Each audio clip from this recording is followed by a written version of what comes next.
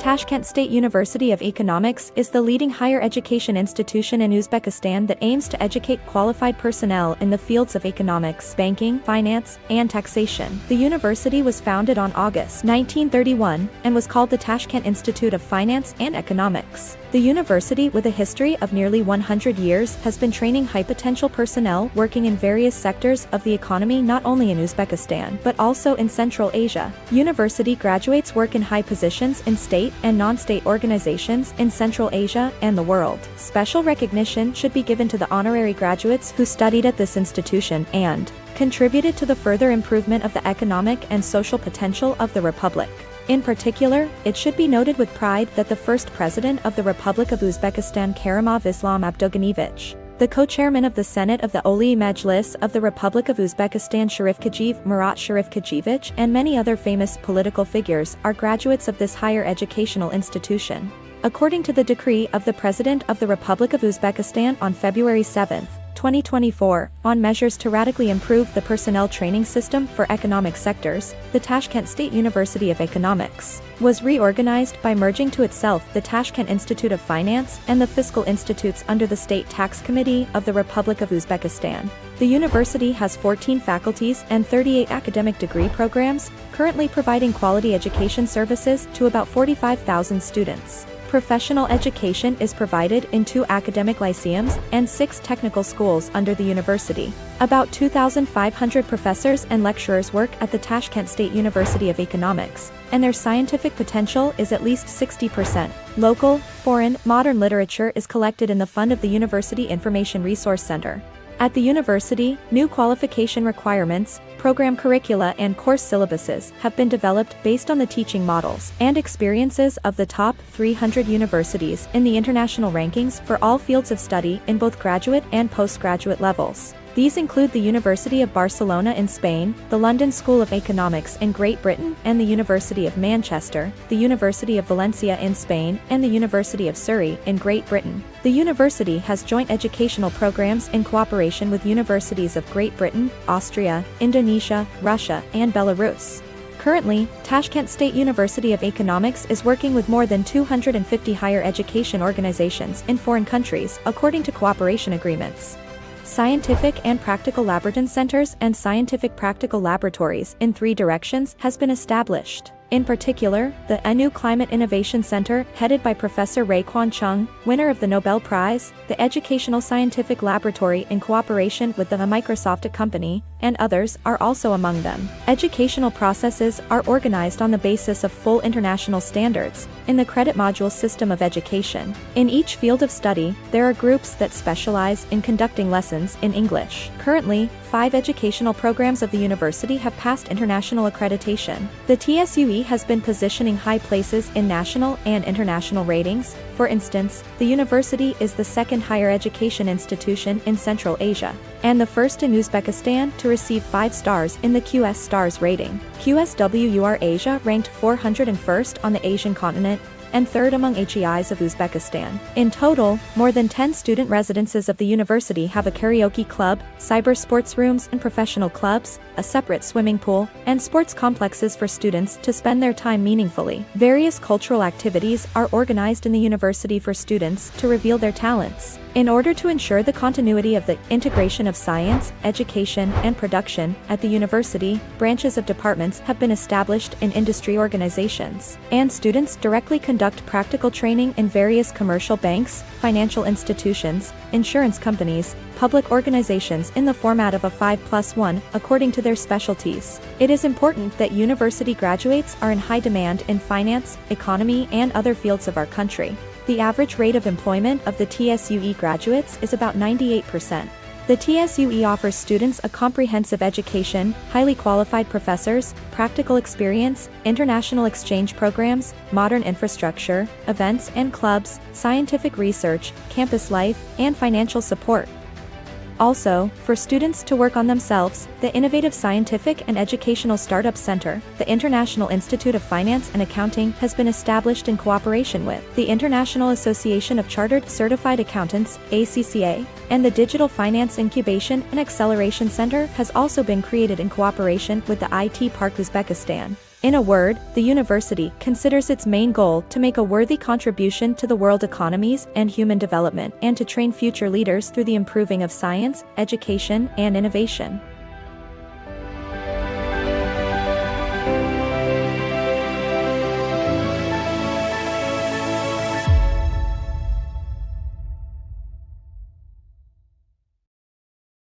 We are pleased to announce that on October 23rd to 24th of this year, the Tashkent State University of Economics will host the traditional 4 global and national economic trends, Uzbekistan 2030 strategy. The forum is designed as a platform for the exchange of scientific ideas and practical experience between international and national experts. It will bring together leading economists from the United Arab Emirates, the United Kingdom, China, Indonesia, the United States, France, Azerbaijan, Russia, Japan, Malaysia, Kazakhstan, India, Kyrgyzstan, and Egypt, alongside prominent economists of Uzbekistan. Within the framework of the forum, 3 scientific practical conferences, masterclasses, and thematic exhibitions are planned. In addition, a special international youth festival will be organized to reveal the creative potential of the younger generation, to showcase their scientific and practical ideas, and to provide them with unique academic opportunities. The forum will also feature project, startup, and research article competitions, as well as scientific Olympiads among students and young scholars. For comprehensive details about the forum, we invite you to consult the university's official website, its social media platforms, or visit Strtategy 2025 UZ.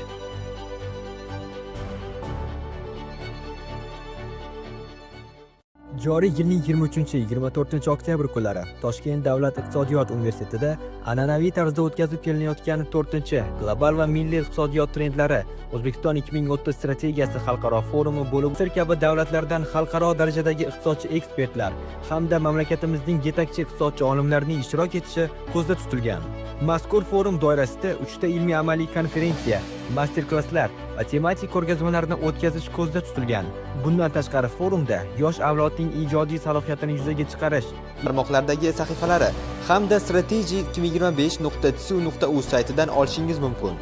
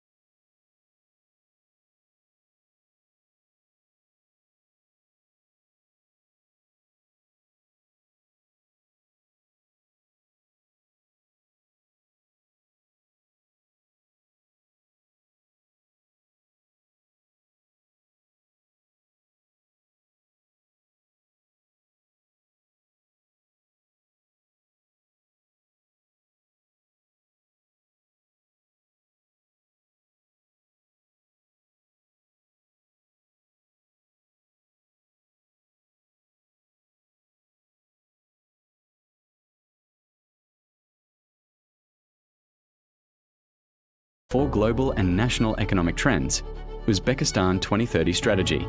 The forum is designed as a platform for the exchange of scientific ideas and practical experience between international and national experts. It will bring together leading economists from the United Arab Emirates, the United Kingdom, China, Indonesia, the United States, France, Azerbaijan, Russia, Japan, Malaysia, Kazakhstan, India, Kyrgyzstan, and Egypt, alongside prominent economists of Uzbekistan. Within the framework of the forum, 3 scientific practical conferences, masterclasses, and thematic exhibitions are planned. In addition, a special international youth festival will be organized to reveal the creative potential of the younger generation, to showcase their scientific and practical ideas, and to provide them with unique academic opportunities. The forum will also feature project, startup, and research article competitions, as well as scientific Olympiads among students and young scholars. For comprehensive details about the forum, we invite you to consult the university's official website, its social media platforms, or visit Strtategy 2025 Uz.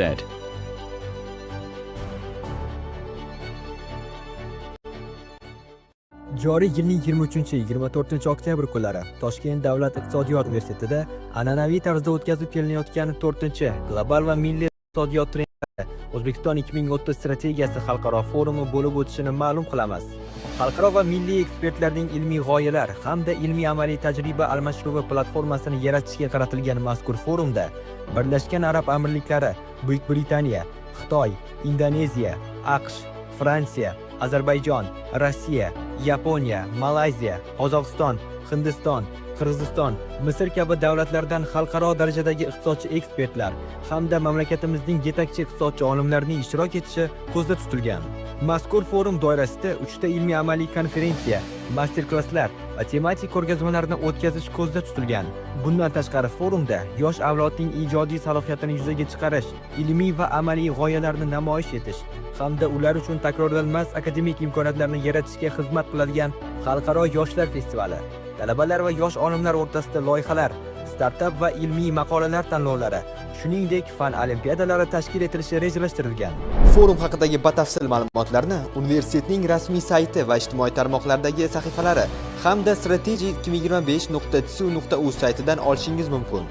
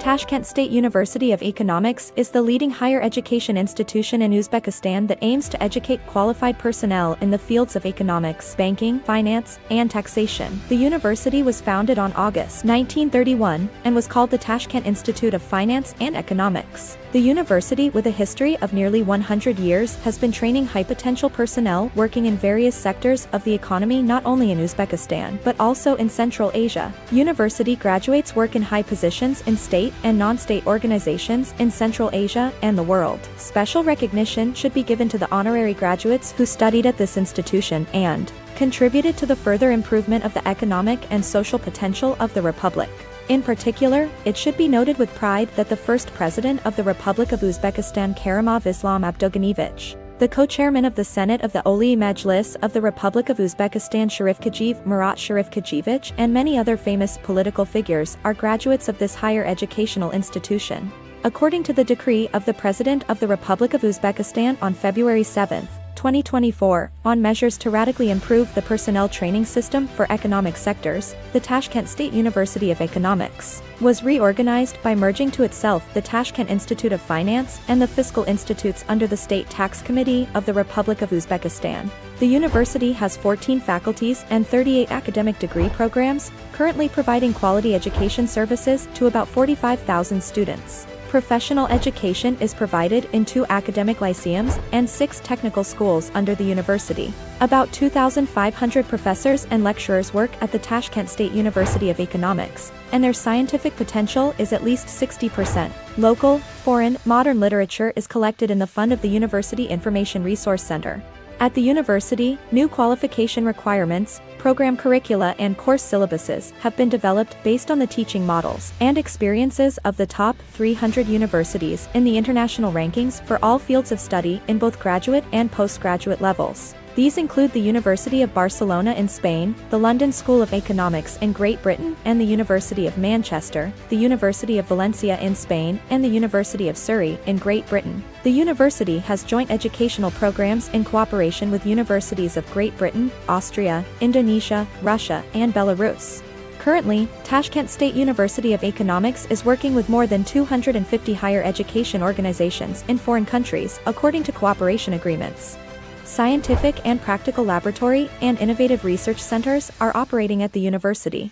The activity of innovation centers and scientific practical laboratories in 3 directions has been established. In particular, the ANU Climate Innovation Center, headed by Professor Ray Kwan Chung, winner of the Nobel Prize, the Educational Scientific Laboratory in cooperation with the Microsoft company, and others are also among them. Educational processes are organized on the basis of full international standards in the credit module system of education. In each field of study, there are groups that specialize in conducting lessons in English. Currently, 5 educational programs of the university have passed international accreditation. The TSUE has been positioning high places in national and international ratings. For instance, the university is the 2nd higher education institution in Central Asia, and the 1st in Uzbekistan to receive 5 stars in the QS Stars rating. QSWUR Asia ranked 401st on the Asian continent, and 3rd among HEIs of Uzbekistan. In total, more than 10 student residences of the university have a karaoke club, cyber sports rooms and professional clubs, a separate swimming pool,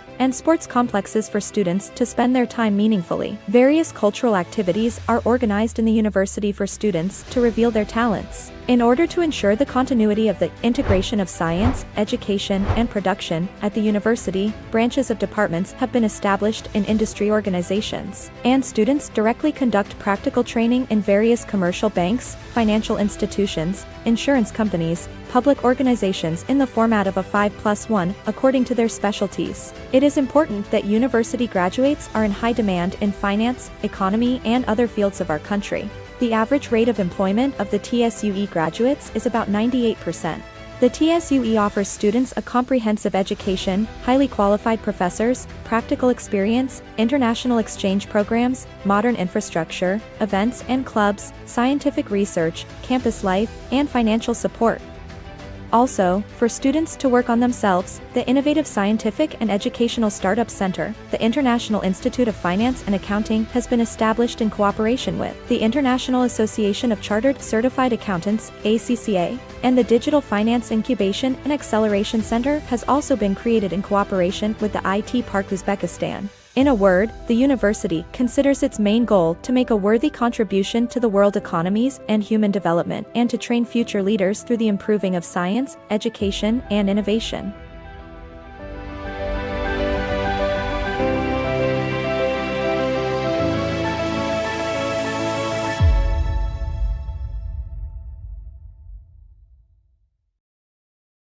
We are pleased to announce that on October 23rd to 24th of this year, the Tashkent State University of Economics will host the traditional 4 Global and National Economic Trends, Uzbekistan 2030 Strategy. The forum is designed as a platform for the exchange of scientific ideas and practical experience between international and national experts. It will bring together leading economists from the United Arab Emirates, the United Kingdom, China, Indonesia, the United States, France, Azerbaijan, Russia, Japan, Malaysia, Kazakhstan, India, Kyrgyzstan, and Egypt, alongside prominent economists of Uzbekistan. Within the framework of the forum, 3 scientific practical conferences, masterclasses, and thematic exhibitions are planned. In addition, a special international youth festival will be organized to reveal the creative potential of the younger generation, to showcase their scientific and practical ideas, and to provide them with unique academic opportunities. The forum will also feature project, startup, and research article competitions, as well as scientific olympiads among students and young scholars. For comprehensive details about the forum, we invite you to consult the university's official website, its social media platforms, or visit Strtategy 2025 Tsud.uz.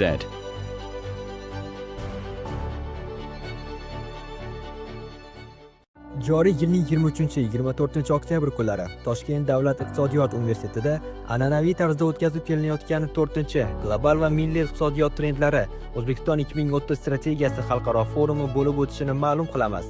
Xalqaro va milliy ekspertlarning ilmiy g'oyalar hamda ilmiy amaliy tajriba almashinuvi platformasini yaratishga qaratilgan mazkur forumda Birlashgan Arab Amirliklari, Buyuk Britaniya, Xitoy, Indoneziya, AQSh, Fransiya, Ozarbayjon, Rossiya, Yaponiya, Malayziya, Qozog'iston, Hindiston, Qirg'iziston, Misr kabi davlatlardan xalqaro darajadagi iqtisodchi ekspertlar hamda mamlakatimizning yetakchi iqtisodchi olimlarining ishtirok etishi ko'zda tutilgan. Mazkur forum doirasida 3 ta ilmiy amaliy konferensiya, master-klasslar va tematik ko'rgazmalarni o'tkazish ko'zda tutilgan. Bundan tashqari forumda yosh avlodning ijodiy salohiyatini yuzaga chiqarish, ilmiy va amaliy g'oyalarni namoyish etish hamda ular uchun takrorlanmas akademik imkoniyatlarni yaratishga xizmat qiladigan xalqaro yoshlar festivali, talabalar va yosh olimlar o'rtasida loyihalar, startup va ilmiy maqolalar tanlovlari, shuningdek fan olimpiadalari tashkil etilishi rejalashtirilgan. Forum haqidagi batafsil ma'lumotlarni universitetning rasmiy sayti va ijtimoiy tarmoqlardagi sahifalari hamda Strtategy2025.tsu.uz saytidan olishingiz mumkin.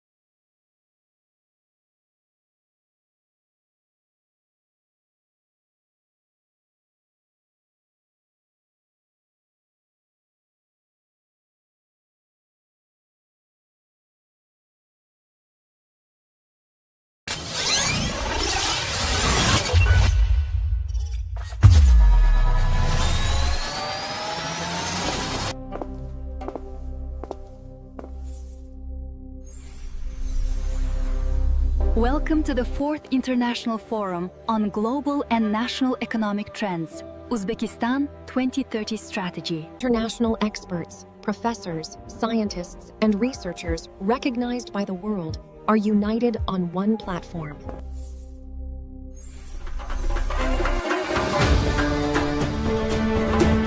Toshkent davlat iqtisodiyot universiteti tashabbusi bilan mamlakatimizda amalga oshirilayotgan keng qamrovli iqtisodiy islohotlarning ilmiy amaliy asoslarini mustahkamlash, iqtisodiyotning barqaror rivojlanishi uchun ilmiy asoslangan taklif va tavsiyalar ishlab chiqish, xalqaro hamda milliy ekspertlarning ilmiy g'oyalari hamda amaliy tajriba almashinuvi uchun samarali platforma tashkil etish, shuningdek ilmiy natijalarni keng jamoatchilik hamda iqtisodiy boshqaruv sohalariga yetkazish maqsadida qariyb 8 yildirki, an'anaviy tarzda global va milliy iqtisodiyot trendlari mavzusidagi forum muvaffaqiyatli tashkil etib kelinmoqda. Forum ilk bor o'tkazilgan kundanoq nafaqat milliy darajada, balki xalqaro miqyosda ham intellektual muloqot maydoni sifatida tanildi. O'tgan yillar mobaynida forum o'z nufuzi, ilmiy mazmun va xalqaro ahamiyati bilan mintaqadagi eng yirik iqtisodiy ilmiy muloqot maydonlaridan biri sifatida shakllandi. Shu kunga qadar forum doirasida turli yo'nalishlardagi 30 ga yaqin xalqaro va milliy konferensiyalar, ilmiy sessiyalar hamda tematik muhokamalar tashkil etildi. Ahamiyatli jihati, forum doirasidagi konferensiyalar O'zbekiston va xorij mamlakatlarida tizimli tashkil etilmoqda. Forum tadbirlarida 50 dan ortiq mamlakatlardan 500 ga yaqin xalqaro ekspertlar, professorlar, olimlar va tadqiqotchilar ishtirok etdi. Ushbu platforma orqali oliy ta'lim va fan sohasidagi yetakchi olimlar, tadqiqotchilar, doktorantlar va talabalar zamonaviy iqtisodiy g'oyalar, ilmiy yechimlar hamda innovatsion yondashuvlar ustida samarali mulohaza yuritmoqda. Har yili forum doirasida yuzlab ilmiy ma'ruzalar, fundamental va amaliy tadqiqotlar natijalari hamda iqtisodiy siyosat uchun tavsiyalar taqdim etiladi. Yosh tadqiqotchilar, ilmiy izlanuvchilar va startap jamoalari tomonidan taqdim etilayotgan innovatsion g'oyalar, amaliy yechimlar hamda intellektual tadbirlar forum muhitini yanada boyitib, uni haqiqiy ilm, innovatsiya va iqtisodiy tafakkur uyg'unligi maydoniga aylantirmoqda. Xususan, yoshlar festivali doirasida tashkil etilayotgan startap tanlovlari, hakatonlar, fan olimpiadalari, ilmiy loyihalar ko'riklari va xalqaro mahorat darslari yosh avlodning ilmiy salohiyatini rivojlantirish, innovatsion g'oyalarni amaliyotga tatbiq etish va tadqiqot natijalarini iqtisodiy samaraga aylantirishga xizmat qilmoqda. Forumning ushbu segmenti yoshlar uchun ilmiy tajriba va xalqaro hamkorlik imkoniyatlarini yaratib, universitet va mamlakat iqtisodiyotini intellektual resurslar bilan boyitishda muhim ahamiyat kasb etmoqda. Forumda O'zbekiston 2030 strategiyasida belgilangan iqtisodiy ko'rsatkichlar, ustuvor maqsadlar va ularni amalga oshirish mexanizmlari markaziy o'rinni egallaydi. Toshkent davlat iqtisodiyot universiteti shunday ilmiy intellektual muhitni yaratdiki, bugun u nafaqat O'zbekiston iqtisodiyotining ilmiy tahliliy markazi, balki butun Markaziy Osiyo mintaqasi uchun intellektual driver va strategik fikr maktabi sifatida tan olinmoqda. Forum milliy va xalqaro iqtisodchi olimlar o'rtasidagi doimiy muloqotni yo'lga qo'yib, O'zbekistonning jahon iqtisodiy tizimida raqobatbardosh, innovatsiyaga asoslangan va ilm-fanga tayanadigan davlat sifatida shakllanishida muhim ilmiy amaliy qadam bo'lib xizmat qilmoqda. Bugun global va milliy iqtisodiyot trendlari mavzusidagi forum nafaqat universitet tashabbusi, balki mamlakat miqyosidagi ilmiy diplomatiya va innovatsion hamkorlik rivojiga hissa qo'shmoqda. Global va milliy iqtisodiyot trendlari forumi nafaqat ilmiy anjuman, balki mamlakatning intellektual imijini mustahkamlovchi, iqtisodiy fikrning yangi avlodini tarbiyalovchi va O'zbekistonning xalqaro nufuzini oshiruvchi milliy akademik brend sifatida tobora keng e'tirof etilmoqda.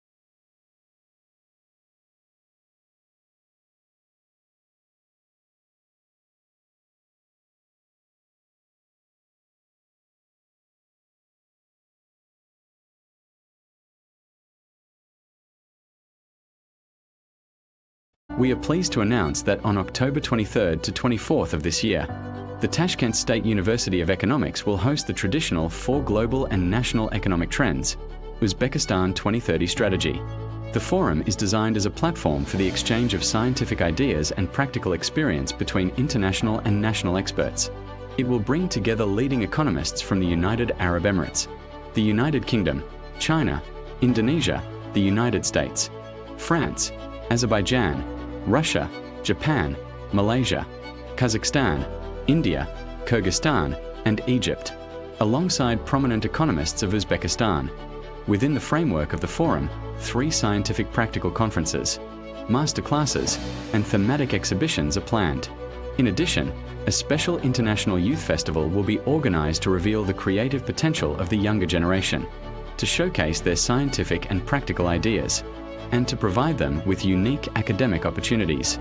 The forum will also feature project, startup, and research article competitions, as well as scientific Olympiads among students and young scholars. For comprehensive details about the forum, we invite you to consult the university's official website, its social media platforms, or visit Strtategy 2025 Uz.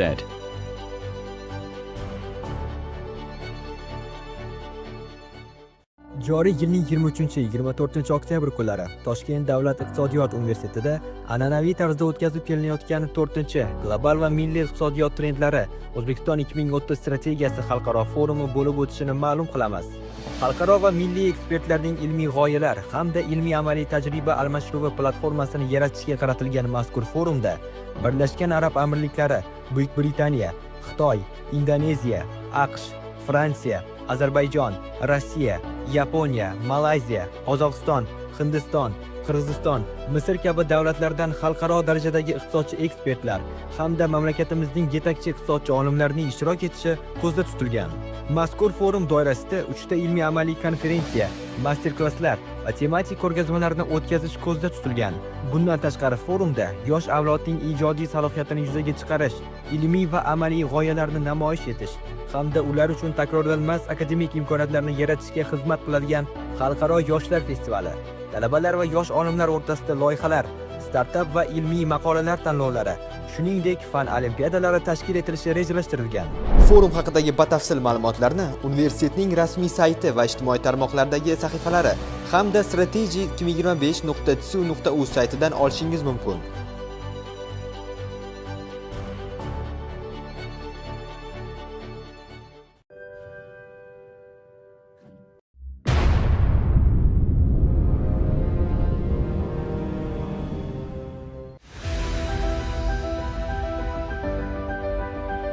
Tashkent State University of Economics is the leading higher education institution in Uzbekistan that aims to educate qualified personnel in the fields of economics, banking, finance, and taxation. The university was founded on August 1931 and was called the Tashkent Institute of Finance and Economics. The university, with a history of nearly 100 years, has been training high-potential personnel working in various sectors of the economy not only in Uzbekistan but also in Central Asia. University graduates work in high positions in state and non-state organizations in Central Asia and the world. Special recognition should be given to the honorary graduates who studied at this institution and contributed to the further improvement of the economic and social potential of the Republic. In particular, it should be noted with pride that the first president of the Republic of Uzbekistan, Karimov Islam Abdulganiyevich, the co-chairman of the Senate of the Oliy Majlis of the Republic of Uzbekistan, Sharifkajiyev Murat Sharifkajiyevich, and many other famous political figures are graduates of this higher educational institution. According to the decree of the President of the Republic of Uzbekistan on February 7, 2024, on measures to radically improve the personnel training system for economic sectors, the Tashkent State University of Economics was reorganized by merging to itself the Tashkent Institute of Finance and the Fiscal Institutes under the State Tax Committee of the Republic of Uzbekistan. The university has 14 faculties and 38 academic degree programs, currently providing quality education services to about 45,000 students. Professional education is provided in 2 academic lyceums and 6 technical schools under the university. About 2,500 professors and lecturers work at the Tashkent State University of Economics, and their scientific potential is at least 60%. Local, foreign, modern literature is collected in the fund of the University Information Resource Center. At the university, new qualification requirements, program curricula and course syllabuses have been developed based on the teaching models and experiences of the top 300 universities in the international rankings for all fields of study in both graduate and postgraduate levels. These include the University of Barcelona in Spain, the London School of Economics in Great Britain and the University of Manchester, the University of Valencia in Spain and the University of Surrey in Great Britain. The university has joint educational programs in cooperation with universities of Great Britain, Austria, Indonesia, Russia, and Belarus. Currently, Tashkent State University of Economics is working with more than 250 higher education organizations in foreign countries according to cooperation agreements. Scientific and practical laboratory and innovative research centers are operating at the university. The activity of innovation centers and scientific practical laboratories in 3 directions has been established. In particular, the ENU Climate Innovation Center, headed by Professor Ray Kwan Chung, winner of the Nobel Prize, the Educational Scientific Laboratory in cooperation with the Microsoft company, and others are also among them. Educational processes are organized on the basis of full international standards in the credit module system of education. In each field of study, there are groups that specialize in conducting lessons in English. Currently, 5 educational programs of the university have passed international accreditation. The TSUE has been positioning high places in national and international ratings. For instance, the university is the 2nd higher education institution in Central Asia, and the 1st in Uzbekistan to receive 5 stars in the QS Stars rating. QSWUR Asia ranked 401st on the Asian continent, and 3rd among HEIs of Uzbekistan. In total, more than 10 student residences of the university have a karaoke club, cyber sports rooms and professional clubs, a separate swimming pool, and sports complexes for students to spend their time meaningfully. Various cultural activities are organized in the university for students to reveal their talents. In order to ensure the continuity of the integration of science, education, and production at the university, branches of departments have been established in industry organizations, and students directly conduct practical training in various commercial banks, financial institutions, insurance companies, public organizations in the format of a 5+1 according to their specialties. It is important that university graduates are in high demand in finance, economy, and other fields of our country. The average rate of employment of the TSUE graduates is about 98%. The TSUE offers students a comprehensive education, highly qualified professors, practical experience, international exchange programs, modern infrastructure, events and clubs, scientific research, campus life, and financial support. Also, for students to work on themselves, the Innovative Scientific and Educational Startup Center, the International Institute of Finance and Accounting, has been established in cooperation with the International Association of Chartered Certified Accountants, ACCA, and the Digital Finance Incubation and Acceleration Center has also been created in cooperation with the IT Park Uzbekistan. In a word, the university considers its main goal to make a worthy contribution to the world economies and human development and to train future leaders through the improving of science, education, and innovation.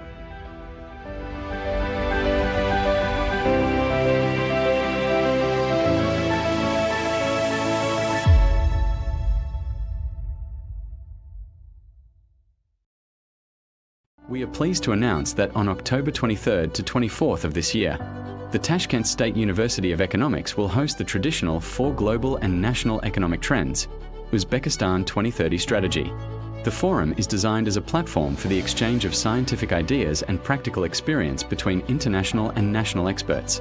It will bring together leading economists from the United Arab Emirates, the United Kingdom, China, Indonesia, the United States, France, Azerbaijan, Russia, Japan, Malaysia, Kazakhstan, India, Kyrgyzstan, and Egypt, alongside prominent economists of Uzbekistan.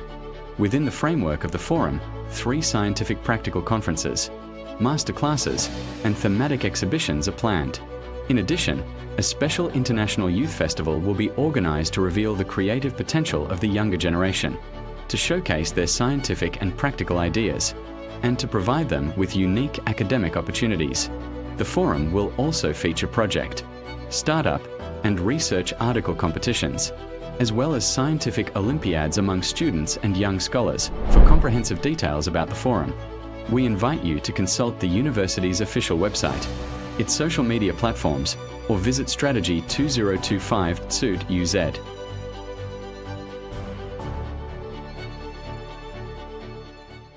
Joriy yilning 23-24 oktyabr kunlari Toshkent davlat iqtisodiyot universitetida an'anaviy tarzda o'tkazib kelinayotgan 4-global va milliy iqtisodiyot trendlari O'zbekiston 2030 strategiyasi xalqaro forumi bo'lib o'tishini ma'lum qilamiz. Xalqaro va milliy ekspertlarning ilmiy g'oyalar hamda ilmiy amaliy tajriba almashinuvi platformasini yaratishga qaratilgan mazkur forumda Birlashgan Arab Amirliklari, Buyuk Britaniya, Xitoy, Indoneziya, AQSh, Fransiya, Ozarbayjon, Rossiya, Yaponiya, Malayziya, Qozog'iston, Hindiston, Qirg'iziston, Misr kabi davlatlardan xalqaro darajadagi iqtisodchi ekspertlar hamda mamlakatimizning yetakchi iqtisodchi olimlarining ishtirok etishi ko'zda tutilgan. Mazkur forum doirasida 3 ta ilmiy amaliy konferensiya, master-klasslar va tematik ko'rgazmalarni o'tkazish ko'zda tutilgan. Bundan tashqari forumda yosh avlodning ijodiy salohiyatini yuzaga chiqarish, ilmiy va amaliy g'oyalarni namoyish etish hamda ular uchun takrorlanmas akademik imkoniyatlarni yaratishga xizmat qiladigan xalqaro yoshlar festivali, talabalar va yosh olimlar o'rtasida loyihalar, startap va ilmiy maqolalar tanlovlari, shuningdek fan olimpiadalari tashkil etilishi rejalashtirilgan. Forum haqidagi batafsil ma'lumotlarni universitetning rasmiy sayti va ijtimoiy tarmoqlardagi sahifalari hamda Strtategy2025.tsu.uz saytidan olishingiz mumkin.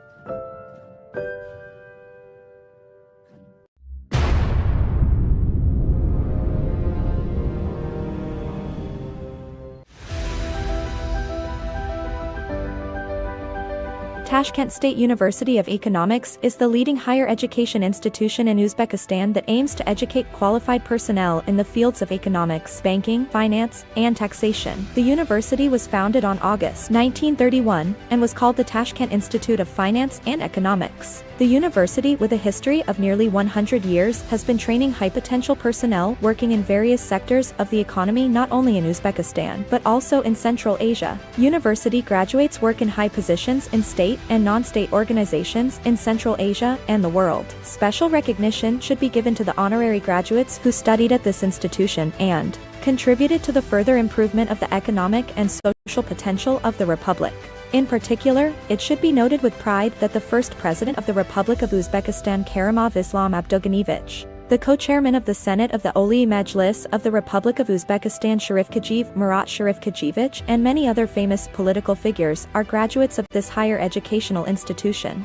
According to the decree of the President of the Republic of Uzbekistan on February 7, 2024, on measures to radically improve the personnel training system for economic sectors, the Tashkent State University of Economics was reorganized by merging to itself the Tashkent Institute of Finance and the Fiscal Institutes under the State Tax Committee of the Republic of Uzbekistan.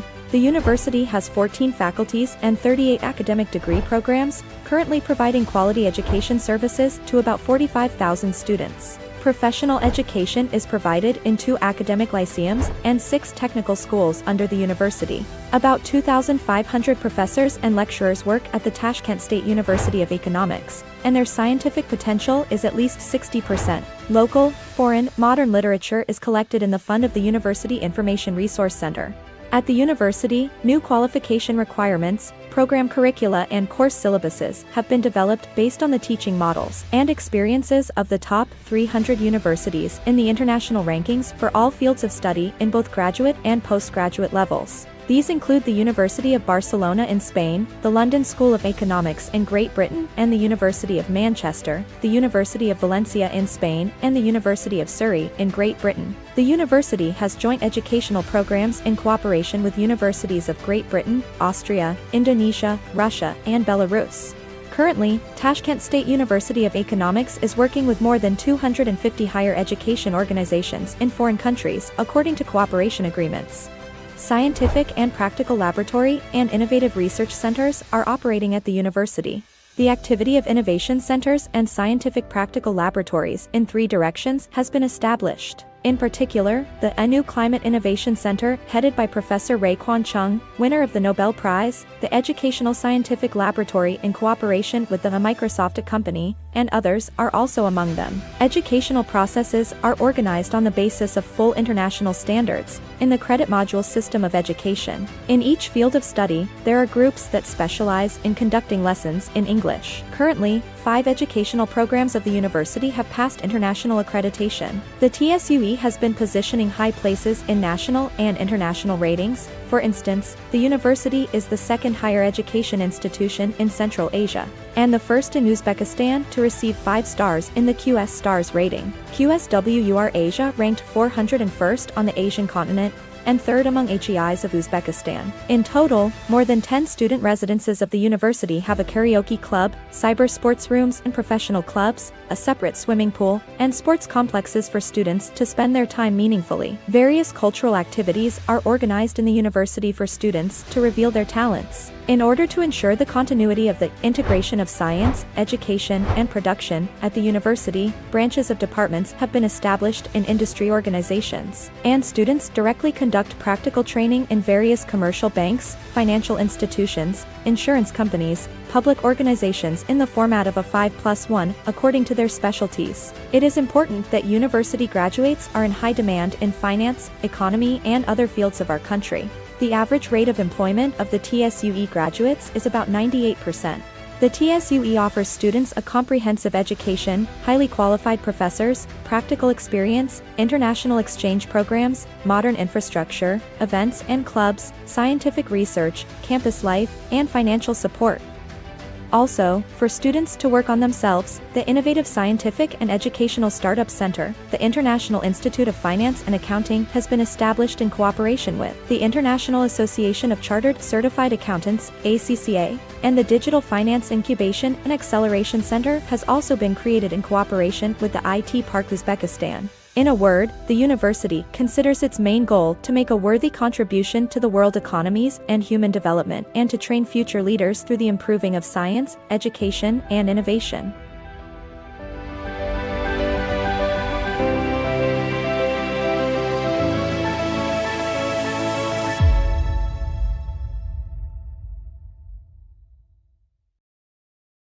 We are pleased to announce that on October 23rd to 24th of this year, the Tashkent State University of Economics will host the traditional 4 Global and National Economic Trends, Uzbekistan 2030 Strategy.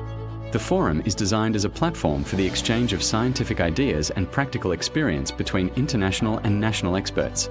It will bring together leading economists from the United Arab Emirates, the United Kingdom, China, Indonesia, the United States, France, Azerbaijan, Russia, Japan, Malaysia, Kazakhstan, India, Kyrgyzstan, and Egypt, alongside prominent economists of Uzbekistan.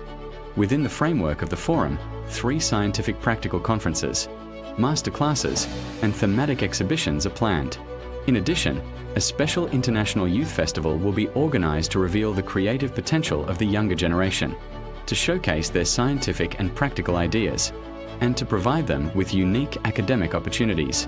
The forum will also feature project, startup, and research article competitions, as well as scientific olympiads among students and young scholars. For comprehensive details about the forum, we invite you to consult the university's official website, its social media platforms, or visit Strtategy 2025 Tsud.uz.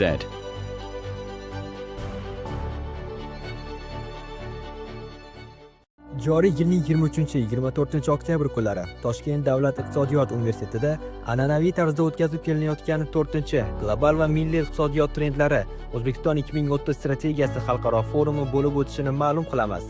Xalqaro va milliy ekspertlarning ilmiy g'oyalar hamda ilmiy amaliy tajriba almashinuvi platformasini yaratishga qaratilgan mazkur forumda Birlashgan Arab Amirliklari, Buyuk Britaniya, Xitoy, Indoneziya, AQSh,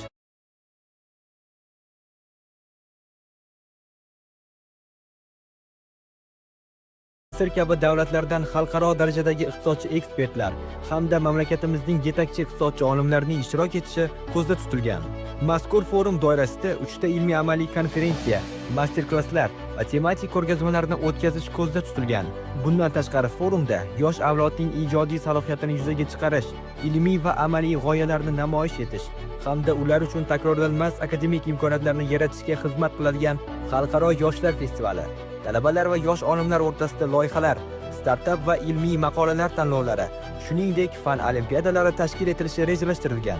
Forum haqidagi batafsil ma'lumotlarni universitetning rasmiy sayti va ijtimoiy tarmoqlardagi sahifalari hamda strategy2025.tsu.uz saytidan olishingiz mumkin.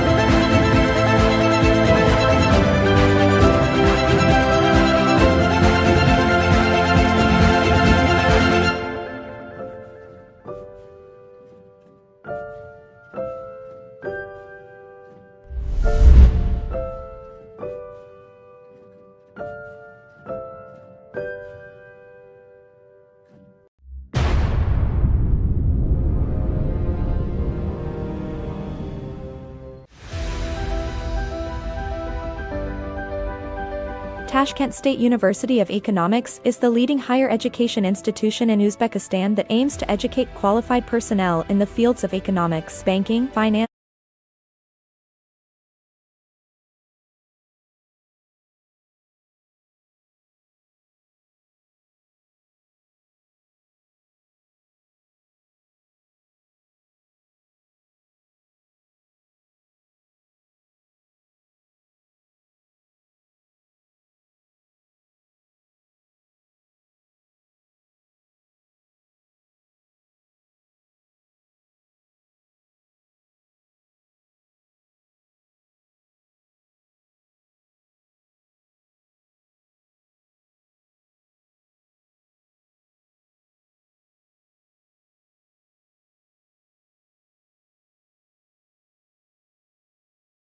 We are pleased to announce that on October 23rd to 24th,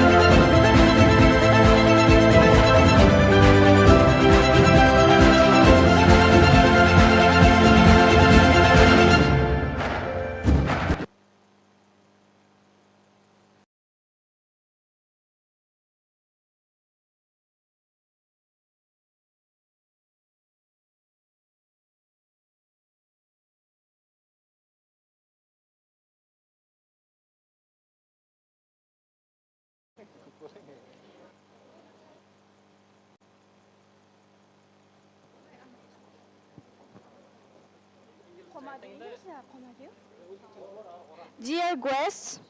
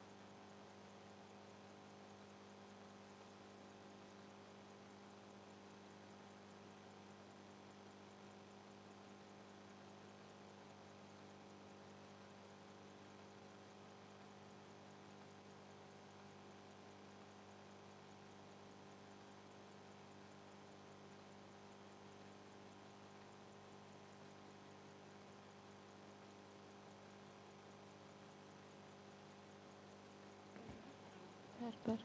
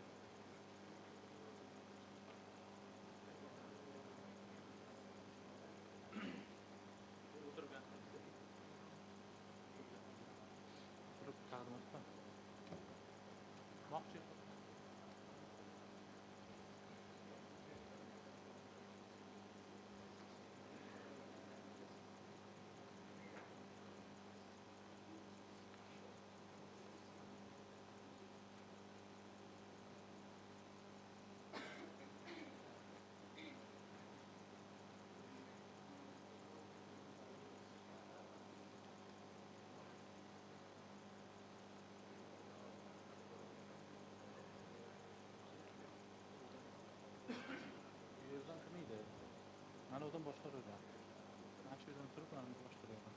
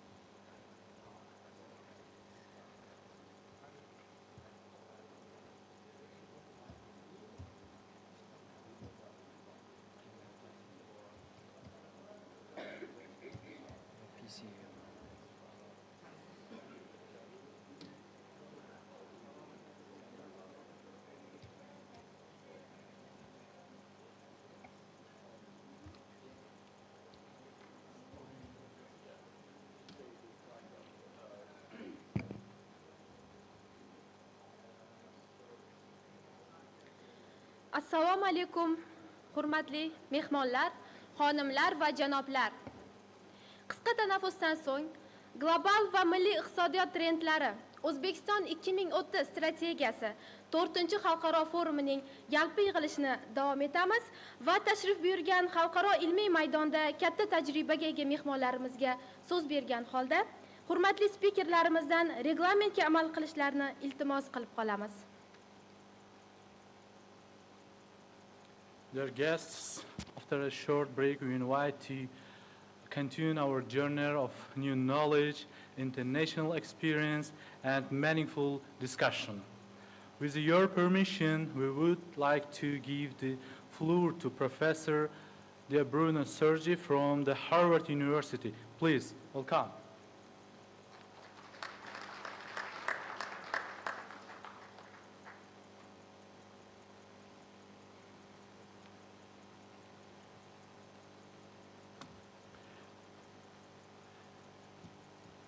Assalamu alaikum. Good morning, everyone. Anyway, I'm from Italy, and I'm a professor at the University of Messina in Italy, and I'm teaching at Harvard University as well. Well, it is my privilege to be with you today and to kickstart this morning session. So I need to keep within the given time limit of 15 minutes.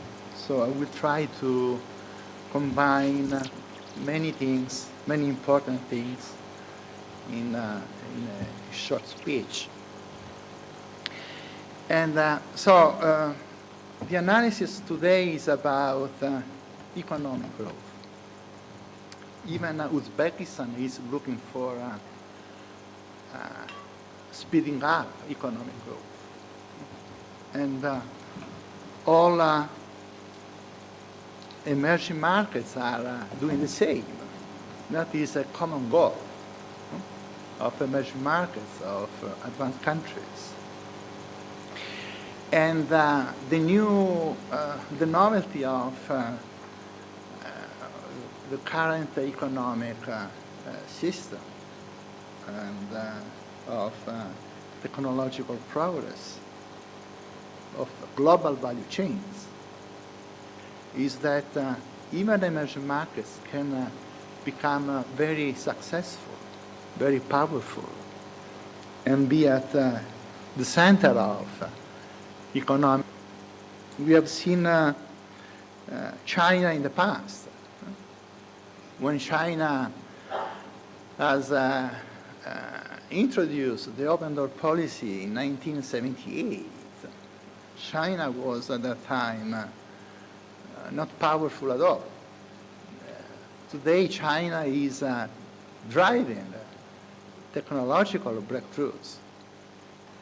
And so all of these perspectives, technological progress, global value chains, economic growth, are intertwined issues.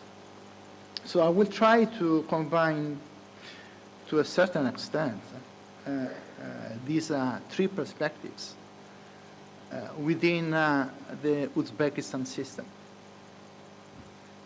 And the Uzbekistan strategy, Uzbekistan 2030. And also within this strategy, Uzbekistan has the digital strategy. So to transform Uzbekistan by 2030 into a stronger digital economic system. So I have a few slides, and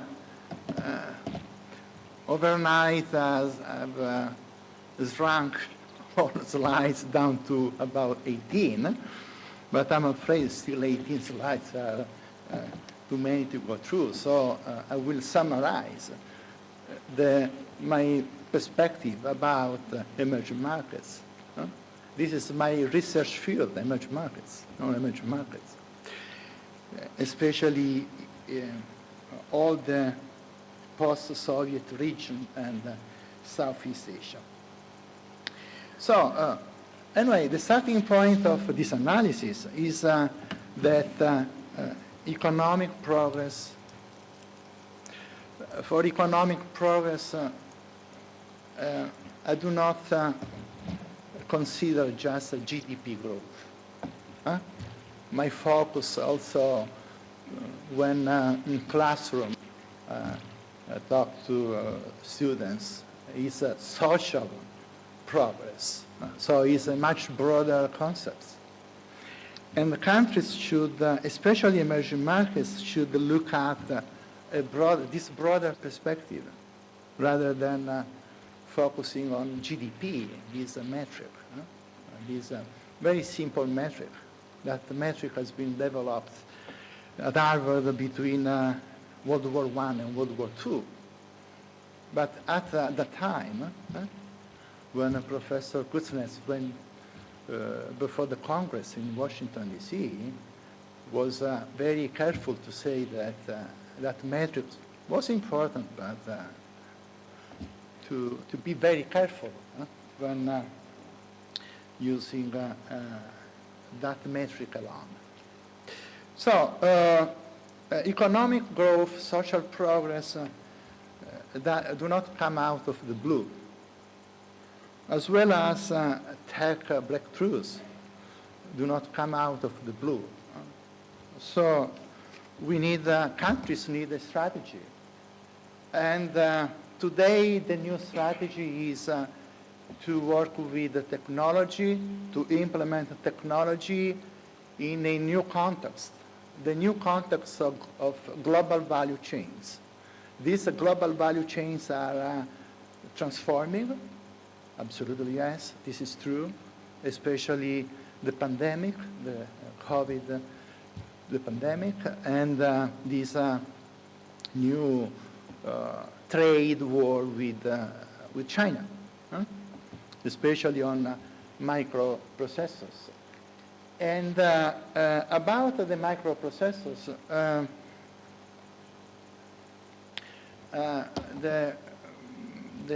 the very case today is on NVIDIA. NVIDIA is the largest semiconductor company in the world. It's based in California. And, but NVIDIA does not produce, does not fabricate microprocessors. Somebody else do that for NVIDIA, especially in Taiwan, Foxconn. And Foxconn is able to produce microprocessors for NVIDIA through a very unique European technology developed in the Netherlands.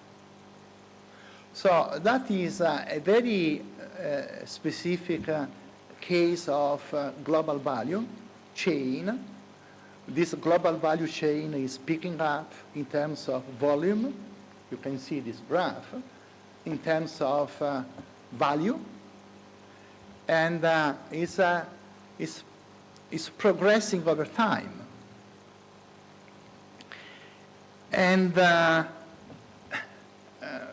although the market is set to become very huge, and we are producing, we are using semiconductors every day, smartphones, cars, artificial intelligence.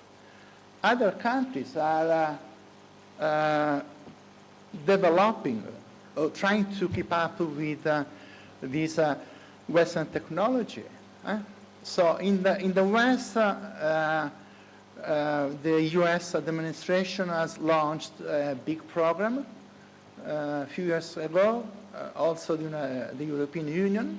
So we want to say leader of the system, leader of the global value chain, although we do not produce that much of microprocessors because somebody else is doing that for us. And China is aware of the issue of global value chains, that the global value chains are alive and transforming every day. And China is aware that the system, the platform, the Chinese platform must invest on skills. That is another big novelty of these days, skills. We need skills. Also, Uzbekistan has to invest on skills, domestic skills. And so what China has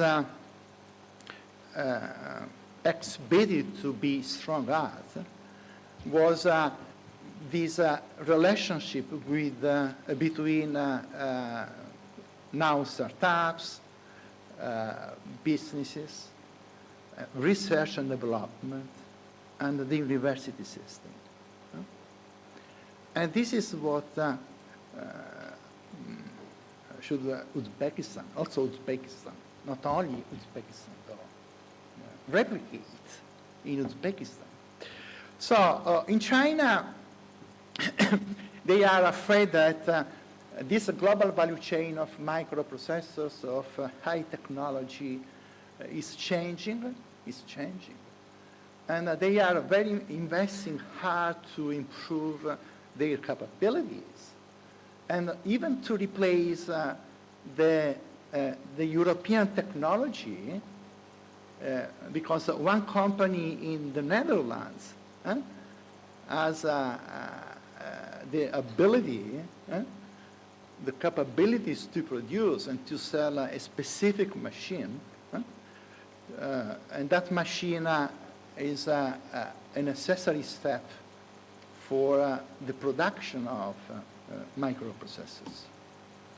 And China is today investing on, a startup in China is investing on replacing this technology from Europe, from the Netherlands, with a domestic technology, and eventually become independent from the West in terms of production of semiconductors, very good semiconductors. Although, as of today, the gap between China and the West is, at least what experts say, of 2 years about. So a gap of 2 years between our technology in the West and the Chinese technology. So, and the next 5-year plan in China is introducing very ambitious strategies in terms of technology, and China is having artificial intelligence at the development of artificial intelligence at the center of the new platform.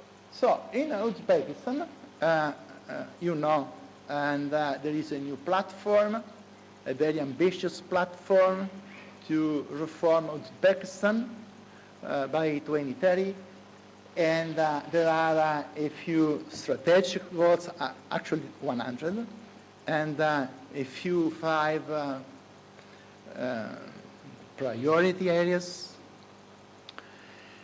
And so there is a modernization platform going on in your country. And this strategy has to keep into the loop, I would say, the issue of global value chains. Your country has a very powerful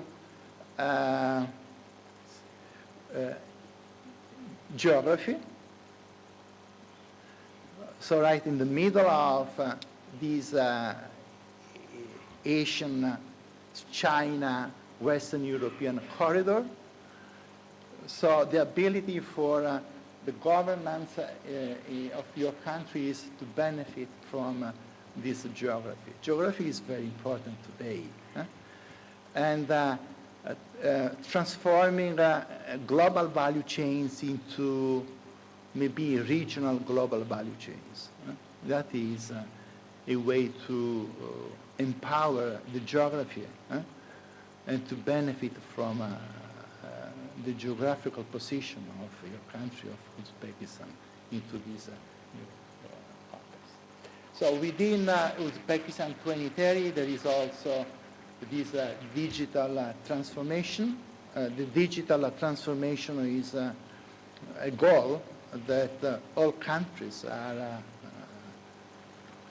on their own agenda. Also the European Union has its own digital compass 2030, and I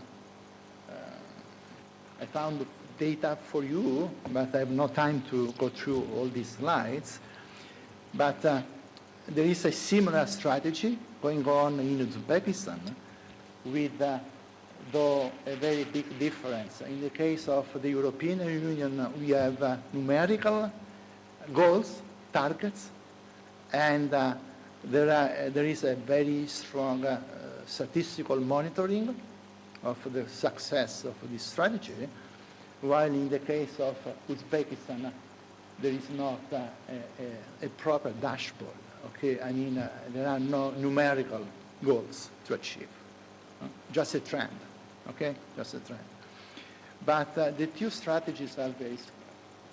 So the case of the European Union is because also in a very advanced economic area, we are thinking of the very same thing, okay? We share a common future, huh? And the global competitiveness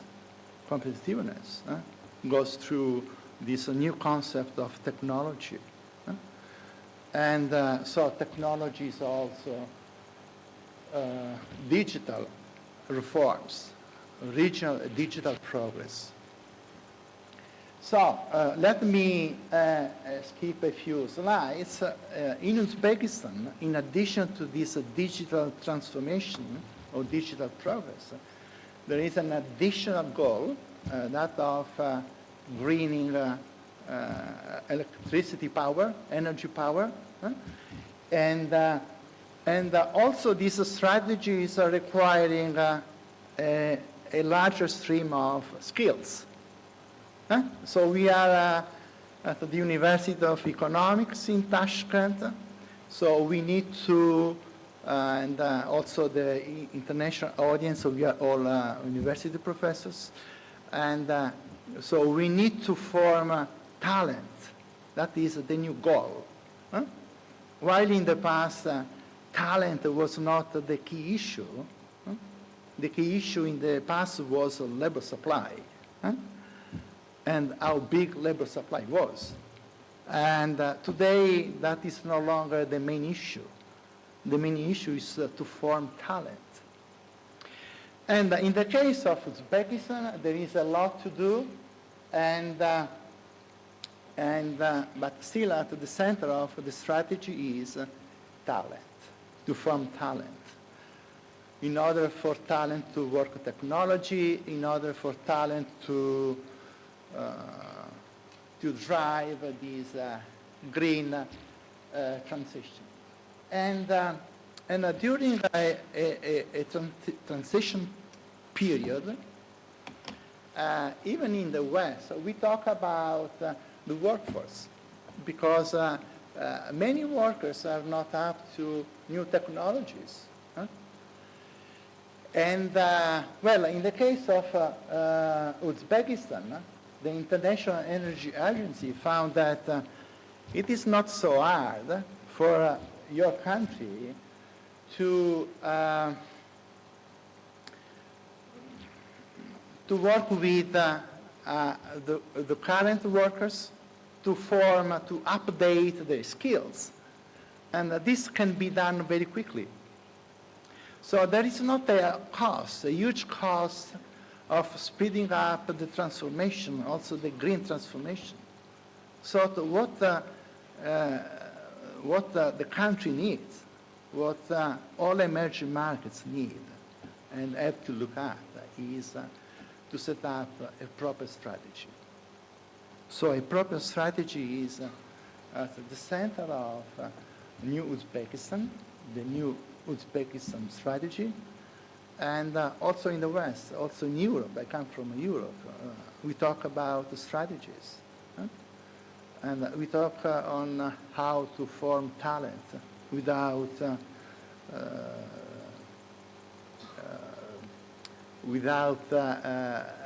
creating trouble to workers, to all the workers. And in this context, an additional issue is about students who leave their own country for studying somewhere else, maybe in Western Europe, maybe in North America. Today, the latest data for Uzbekistan is that fewer students from Uzbekistan go abroad. Last year, there was minus 24% of Uzbek students going abroad, so remaining in the country. And there was also a redirection of focus away from Western Europe and America towards China and South Korea. So this statistics is also another indication of what is going on. So very changing, rapidly changing value chains, global value chains. So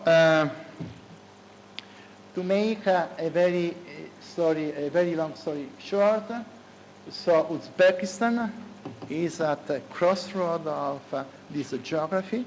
Uzbekistan has to benefit from its geography. So also historically you have Bukhara, Samarkand, and so that history is coming back for Uzbekistan.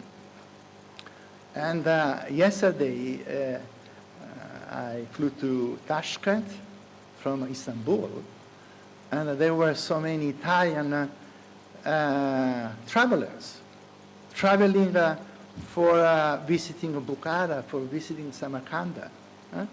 That is tourism, though. But even tourism is emphasizing, showing the importance of history. So that history is coming back. And I saw many business people on the flight, because in Tashkent there is a very powerful IT special zone. And I will speed up. And your government in October, a few days ago, has launched a new phase for a stronger development of this Tashkent IT zone. So, and then finally, this governance, Uzbekistan needs a stronger governance, as well as other countries do. So to have the government, to have business people, to have startups, to have the university system, the education system into a larger consortium, because that is the way forward for Uzbekistan and for all emerging markets. Thank you, Kataramaz. Okay.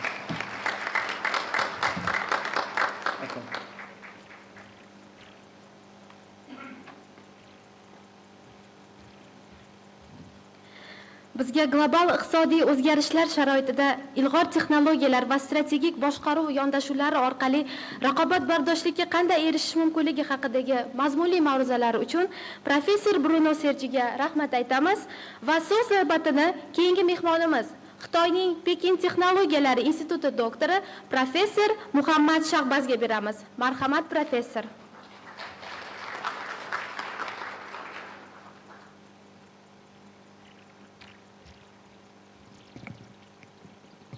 Assalamu alaikum.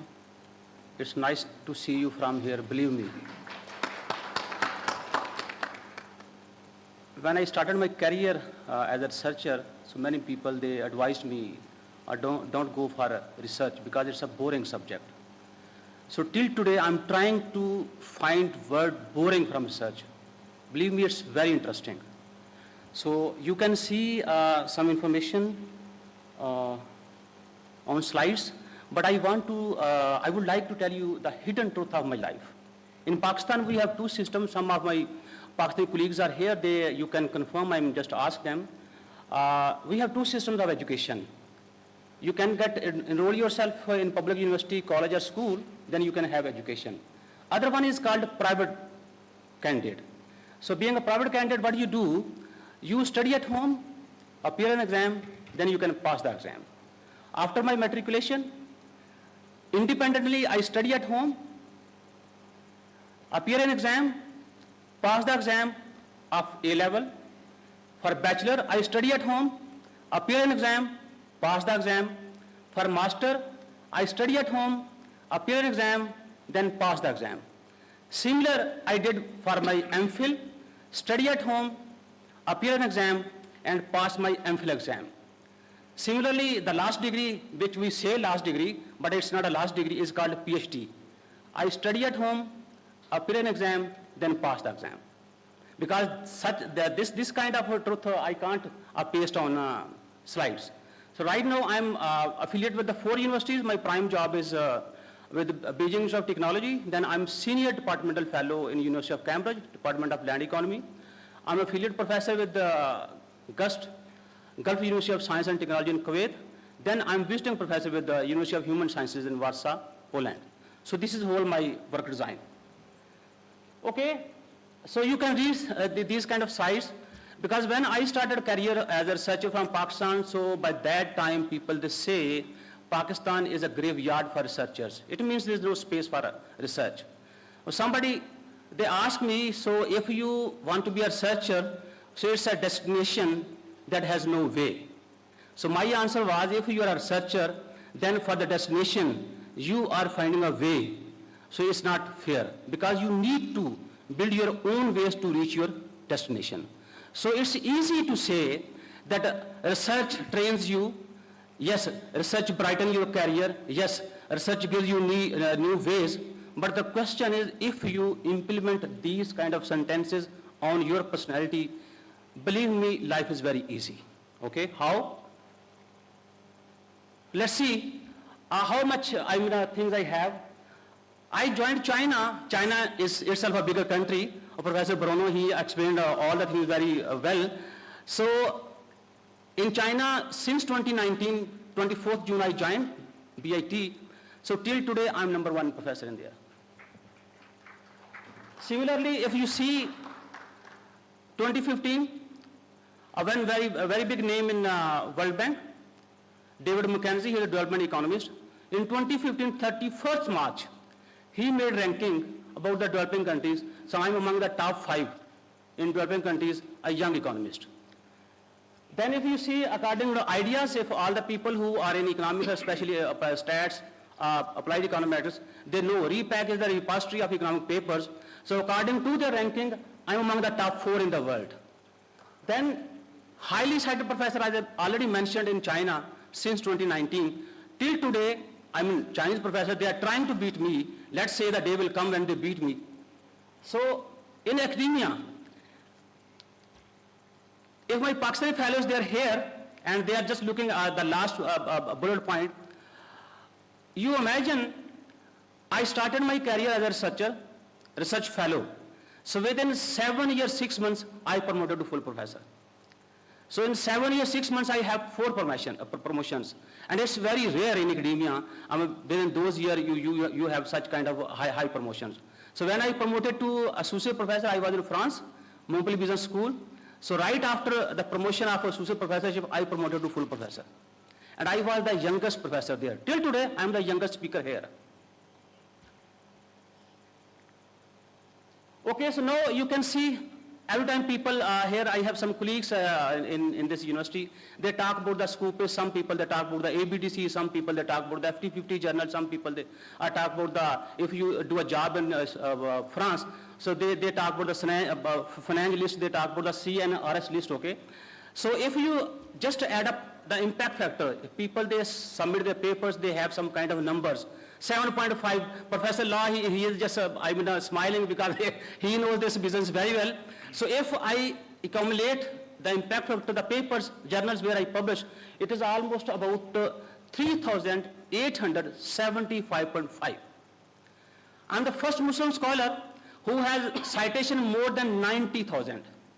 And I believe till June 2026, I will cross 100,000 citations. My H index is 164, and then I-10 index is 664, and then if you see my downloads from elsewhere, more than 10 million. Okay, now achievements. What happened in Pakistan? If you publish papers and your impact factor is more than 100, then they nominate your name for Stara Imtiaz, the biggest civil award in Pakistan. So when I finished my first 100 impact factor, I put my application to my rector. So they just looked at the application and they advised me, Muhammad, you have to wait. Okay, why I should wait? Because they said, Muhammad, you are too young. At least you should have white hair. I told them I have white hair. I just die when I come here. So what happens?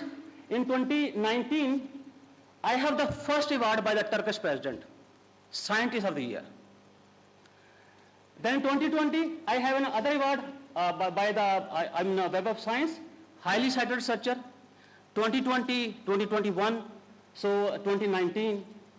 Then I have an award from India, Outstanding Scientist Award.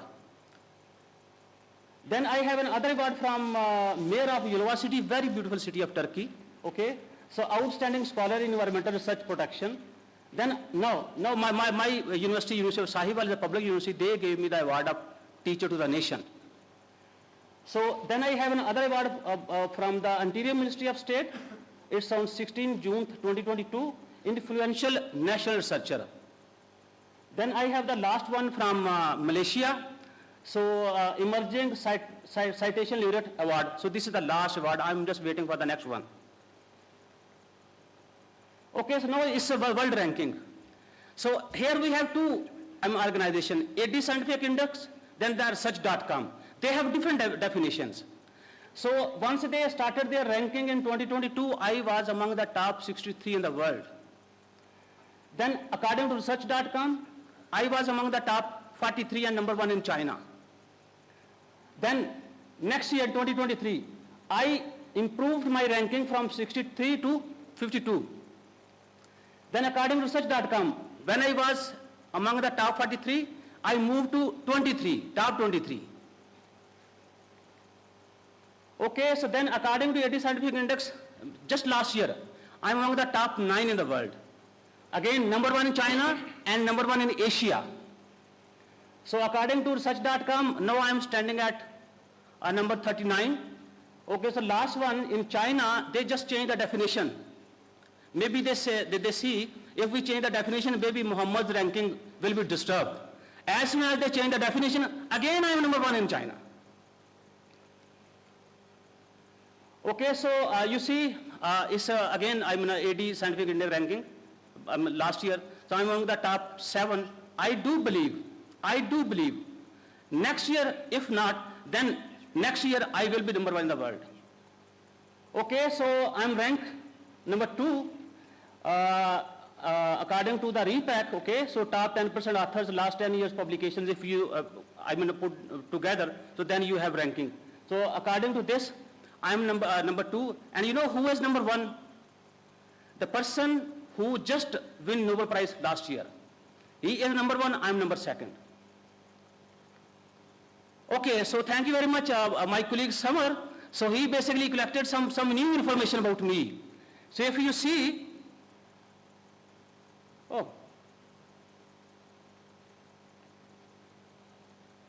it should work. Okay, so you see, most cited energy economist globally 1%. Okay, then first applied economist, then second energy economics, then if you see, third in the world according to again a repack ranking, and I have more than 690 publications. Sometimes people, once they look at my publication, they say it is impossible.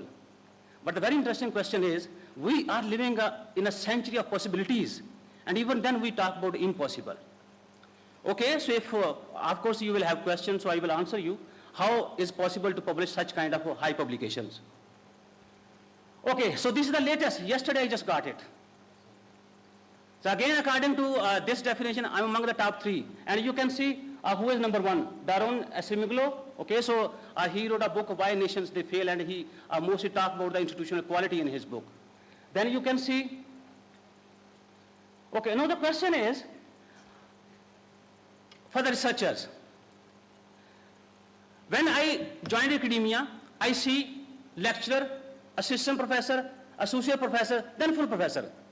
So I made a promise to myself that Muhammad, you need to be a full professor as soon as possible. So this is the kind of what we say commitment, and this is kind of focus. Then I find the ways how I can be a full professor, very fastly, because I believe lectureship, assistant professorship, associate professorship, or full professorship, they are for me. They are for me. I don't need to worry about them. But I was worried, how can I be the full professor? So then I focused on research. How I got this idea? My two colleagues, so they were giving an interview for assistant professorship. When they come out, because I was taking class, so from the class I just appeared by interview. So they said, I mean, nobody is asking about the teaching experience, nobody is asking about how many courses I teach, everybody is asking about the research publications. So then I found one thing, that how much you teach, yeah, it matters. I don't say it doesn't matter, it matters. But at the end of the day, for promotion, publications matter. I just divide my time. You have 24 hours, I have 24 hours. And think about a person, you may think about his level of information, level of, the person who just study at home, then appear in exam, study at home and appear in exam, okay? So then I made my team. We teach collaboration. We talk about collaboration, but we don't implement collaborations on ourselves. So I focus myself because my teacher, he says, Muhammad, if you want to be a good researcher, then good professor, then focus on research. So I just followed the advice of my teacher. Okay, so then we should be consistent. I say, because based on my experience, research is not for intelligent people. It's for the hardworking people, consistent people. You get rejection, then you get sad. I get rejections, I just go to cafe to enjoy my rejection. If anybody, he finds me in a cafe, then it's believed that Muhammad today he has a rejection. So he is here to celebrate the rejection. Because once you are in a research business, rejection is a part of the research. Okay? So then you should be visible. You should register yourself at REPAC.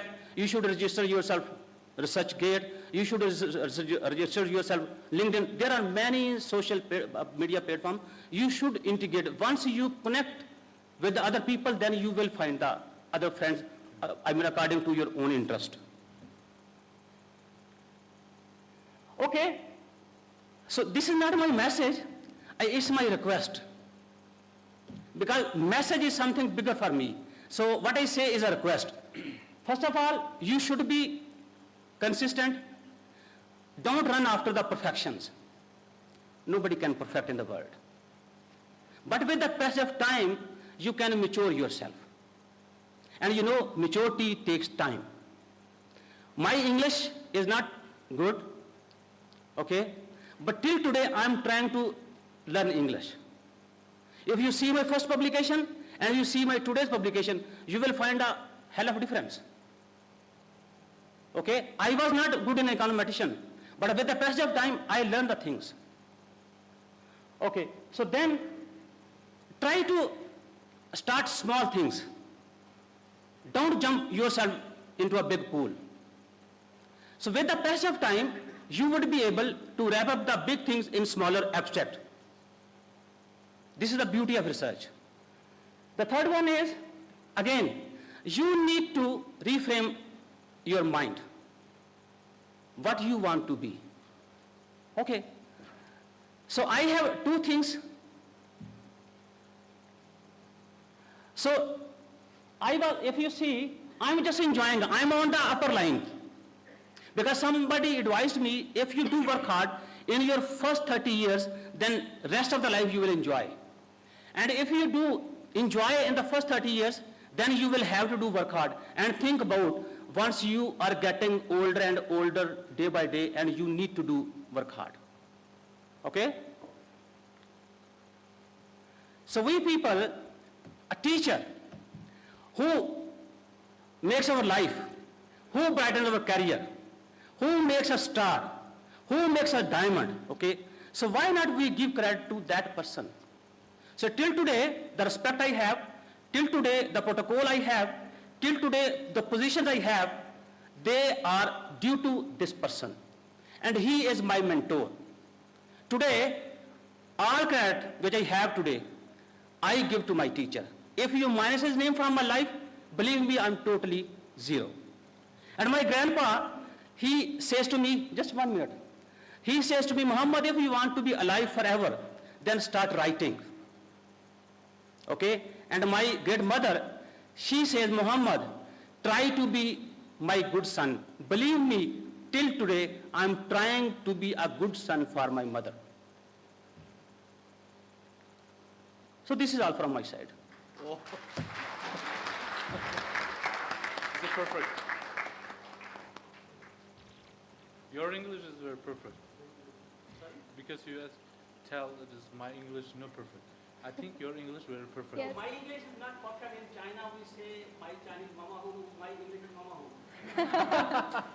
Is it good? Thank you very much. Professor, we express our gratitude to you for sharing valuable recommendation on developing a research career, drawing upon your extensive international experience. So, dear speakers, we kindly ask you to follow the regulations, please. Now we are excited to hear speech by Didi Sukyadi, Rector of the Indonesian University of Education from Indonesia. Please welcome.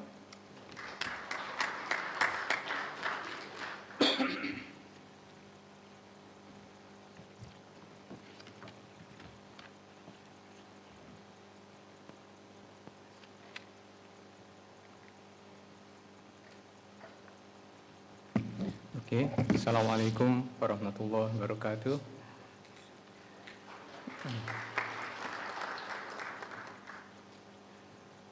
Your Excellencies, distinguished guests, ladies and gentlemen, on behalf of Universitas Pendidikan Indonesia, it is a privilege to join this global forum hosted by Tashkent State University of Economics. I'm honored to share Indonesia's perspective on how education can shape human capital for 2030 and serve as an engine of sustainable inclusive growth. Allow me to begin with this big picture. Around the world, education systems are still closing learning gaps left by the pandemic while adapting to unprecedented waves of digitalization and artificial intelligence. The green transition is redefining jobs and competencies. At the same time, geopolitics, supply chains, and migration are reshaping where talent is developed and where it is needed. In this dynamic environment, countries that invest wisely in people, in fundamental skills, in adaptability, in research and innovation will be the countries that thrive. What are the skills that matter for 2030? First, the foundation, literacy, numeracy, scientific reasoning, and digital and data literacy for every learner. Second, new technical skills linked to growth sectors, AI and analytics, green technologies and energy systems, advanced manufacturing and modern services. And third, the durable human skills that technology cannot replace, like problem solving, teamwork, communication, ethics, and leadership.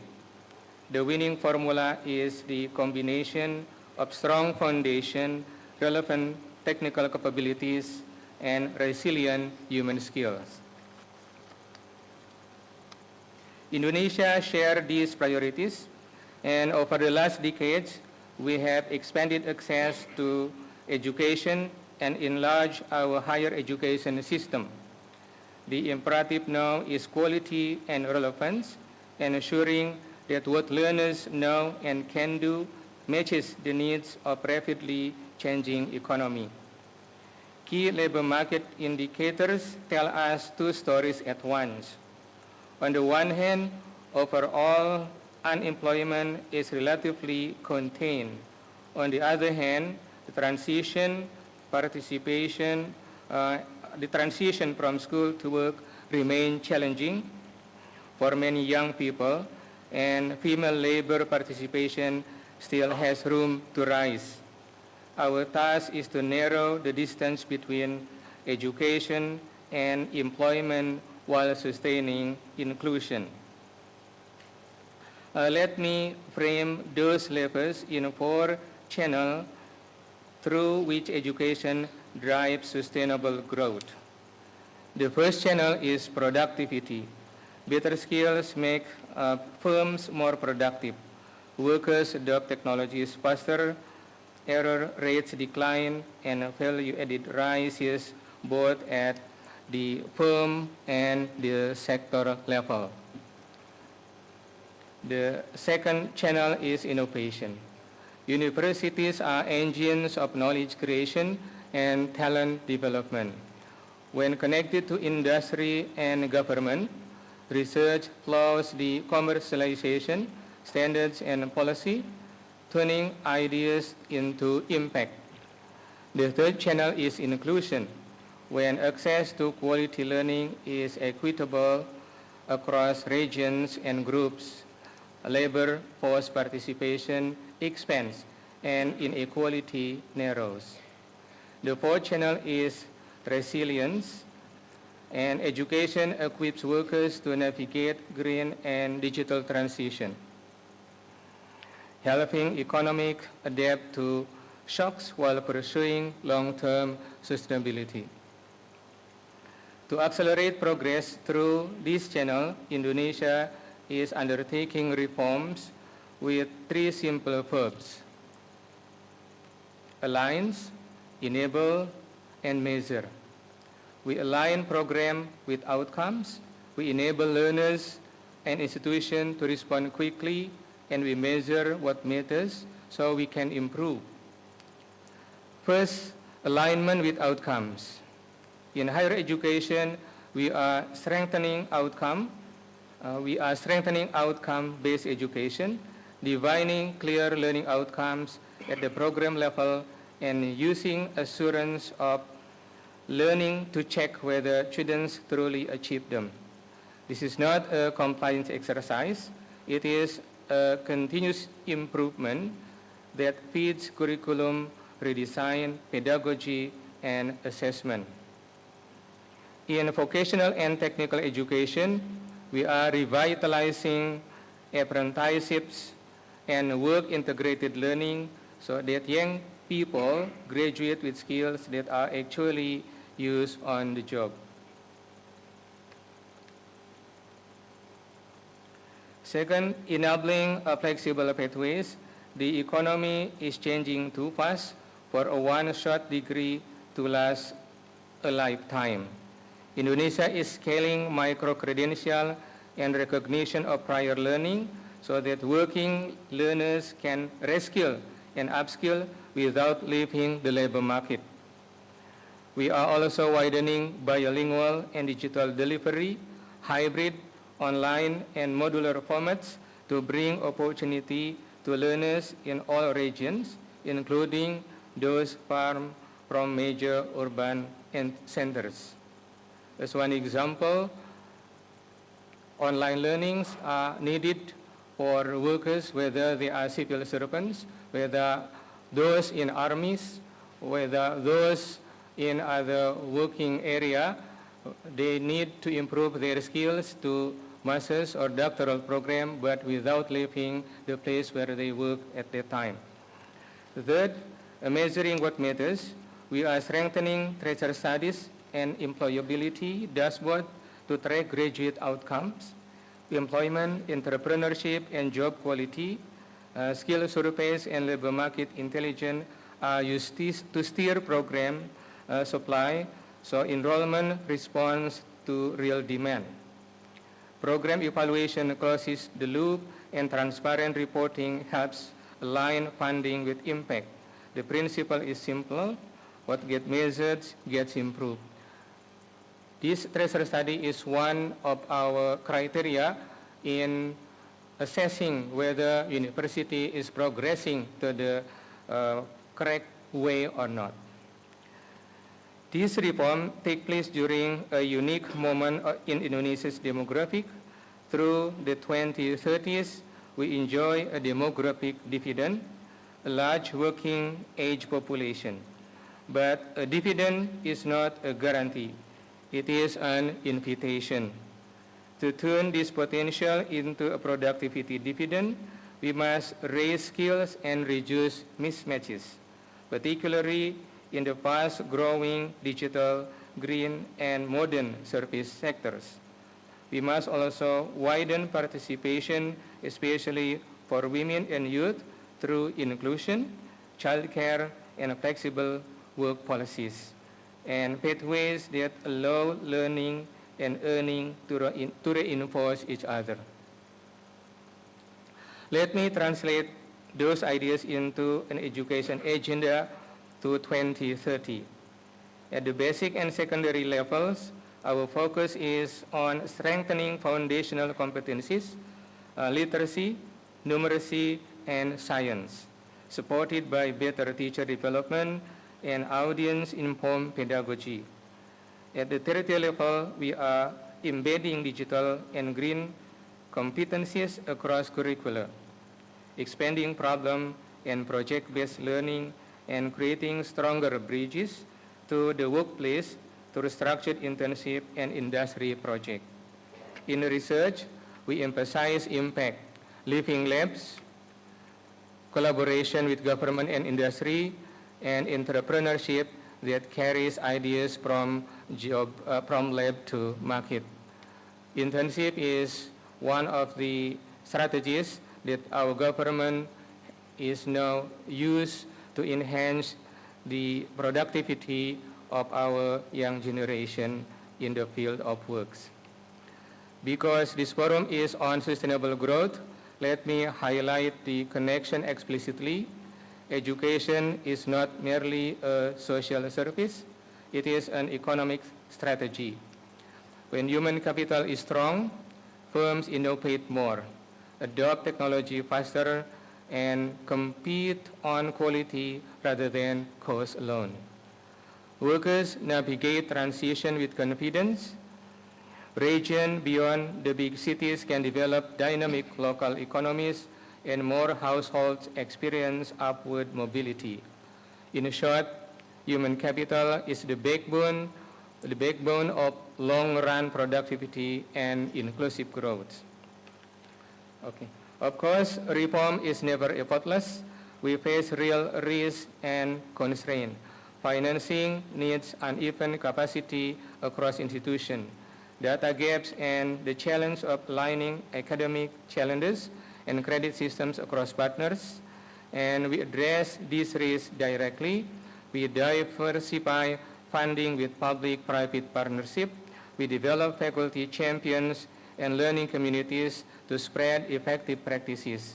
We build interoperability credit transfer and shared quality assurance standard. And we invest in data system because timely, transparent information is the fuel of improvement. What does success look like by 2030? It looks like learners who master the basic and apply them in unfamiliar contexts. It looks like graduates who move seamlessly into good job or entrepreneurship, supported by the apprenticeship, micro-credentials, and credentials that stack over time. It looks like universities whose research contributes visibly to innovation, policy, and community well-being. And it looks like labor market where more women participate, more young people find quality first job, and productivity rises across region.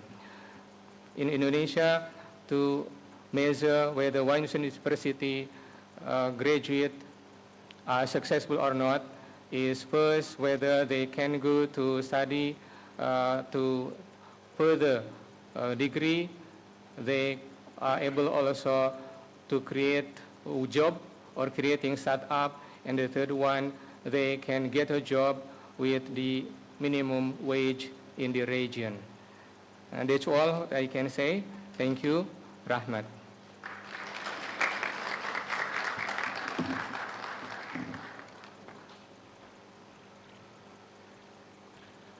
And finally, it's my turn. So thanks. Terima kasih banyak atas laporan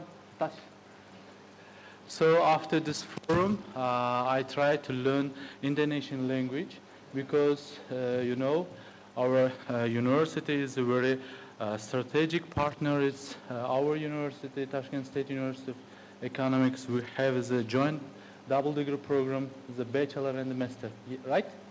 Thank you. Professor Didi Sukyaziga mazmunli ma'ruzalar uchun albatta samimiy minnatdorchilik bildiramiz. Ularning inson kapitaliga sarmoya kiritish, Indoneziyaning bu boradagi tajribasi va ta'limning barqaror iqtisodiy o'sishga erishishdagi muhim roli haqidagi fikrlari biz uchun nihoyatda qadrli bo'ldi. Navbatdagi so'zni Tsukuba universiteti professori, Yaponiyaning Nippon fondi Markaziy Osiyo inson resurslarini rivojlantirish dasturi ijrochi direktori professor Timur Dadabayevga beramiz. Marhamat. Va vaqtni eslatamiz. Assalomu alaykum, hurmatli ushbu majlis, shu yig'ilishimizni uchrashuvchilari. Ruxsatiyamdan o'z nutqimni ingliz tilida bersam. My name is Timur Dadabayev and I'm professor of international relations at the University of Tsukuba. I'm also director of studies on Eurasia.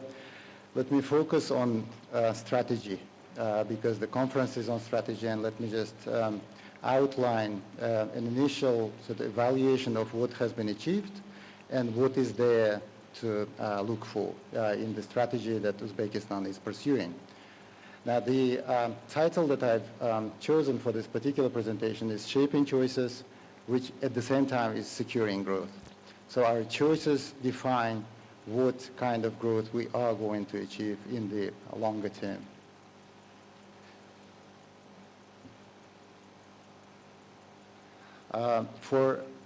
Well, I've been born in this country and I'm living in Japan for the last 30 years. So for as long as I can remember, the challenge that this country is struggling with is what is it that a small or medium sized country can do in order to not fall into the trap of relying on aid or alignment, but construct a strategy for its own development which would be sustainable. So this is the puzzle of the talk that I have today. In terms of the main question, which relates to this puzzle, I emphasize the central question is how can emerging economies, and we're talking today about Uzbekistan, but this can be any country which is part of Global South, can transform their perhaps dependencies into what we call the structure which would turn external constraints into the developmental tools. So this is something that puzzles me as a question, and I think the Uzbekistan's developmental strategy attempts to respond to this by the points that I'm going to outline in a few minutes. Now, in terms of the positioning of Uzbekistan and the strategy of 2030, we see that there are certain areas that Uzbekistan considers to be prioritative for it. Although it was mentioned today, and that is correct, that strategy points to around 100 tasks. The fields that Uzbek government considers to be the most important relate to energy transition, to integrating Uzbekistan into the supply chains, and then a particular focus in recent years has been on developing digital economic growth. And I think these three areas actually pave the way for us to consider how successful Uzbekistan's transition is. In terms of the general message of the strategy 2030, the message is very simple. It attempts to move away from mentorship that we've seen in the last, perhaps, years of Uzbekistan's struggle for its independence, but also newly attempted mentorship attempts towards what we refer to as partnership. Now, when we refer to partnership, we mean the knowledge construction which is not borrowed, which is not received, which is not one-sided. It is co-constructed, co-built, based on local values, local knowledge construction schemes, however, in the dialogue with the international advances in terms of technologies, but also in terms of the knowledge generation achieved elsewhere. Now, when we look into the strategic principles which are used in a number of countries, we see that the first thing that that Uzbek government uses quite often is what we call is strategic signaling. Actually, when we see the developmental strategy 2030, it's not the document to outline the roadmap, because a roadmap is something that you implement, you stick by. It is more a guideline to signal to the partners about the priorities that Uzbekistan sees. And that leads us to the second point of aligning Uzbekistan's strategy with the strategies of other countries. And the third point is what we call nudging. Nudging is a strategy of creating conditions that a particular country considers to be favorable to itself, and then inviting, if the counterpart desires to do so, to be part of this scheme. So the strategies that currently Uzbekistan uses are these threefold. These are, the signaling, aligning with the global platforms, and then nudging. And this actually sees its own sort of implementation, not only with the countries in the global West, but also in the countries of the global East. And let's face it, economic growth is in the East and not in the West.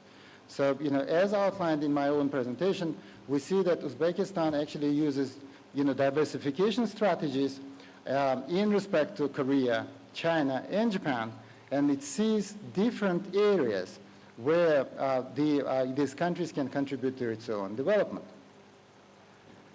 In terms of institutional foundations for success, normally developing countries, of which Uzbekistan is also part, use the strategies of strategic planning. They also use negotiation, in attempting to get the better conditions from those countries who are in a position to offer any kind of developmental projects. Implementation frameworks are important because sometimes decisions are made, but they are not implemented. And then the governance issues. These are the general sort of issues which all developing countries are facing, including Uzbekistan. Now, in terms of Uzbekistan's strategy, we see that the signaling is conducted quite successfully. So we see clearly articulated goals, and these are sent and indicated to the international partners in a way, in their language, which is easy to understand. In terms of the diversification of sectors, we see that different countries are allocated different spaces in different economic sectors. And so that we also see as a success. In terms of the collaborative projects, we see attempts. We don't know how successful these collaborations are going to be, because for any kind of collaboration schemes, we need a certain period of time. But we see efforts, we see investments into those. And then the final point, institutional reforms. This is perhaps one of the biggest challenges that this country is facing. And let me exemplify this. In terms of the implementation, in terms of the critical reforms, we see that critical reforms relate to two aspects. First, human resource development. And we see that the government of Uzbekistan is actually investing a lot, and many of international partnerships are directed towards implementing this human resource development projects. And I think in this particular sense, the hope is very high.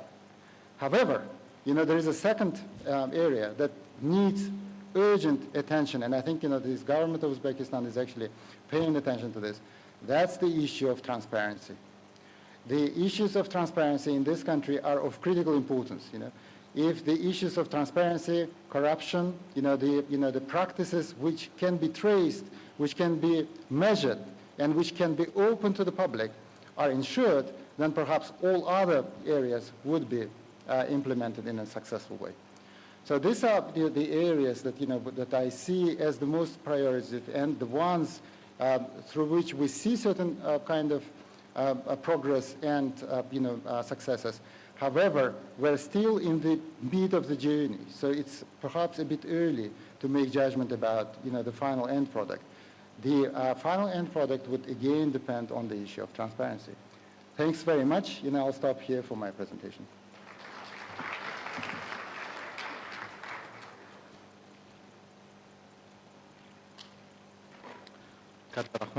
We warmly thank dear Professor Timur Dadabay for his important insights and strong international cooperation to help achieve the Uzbekistan goals. Thank you.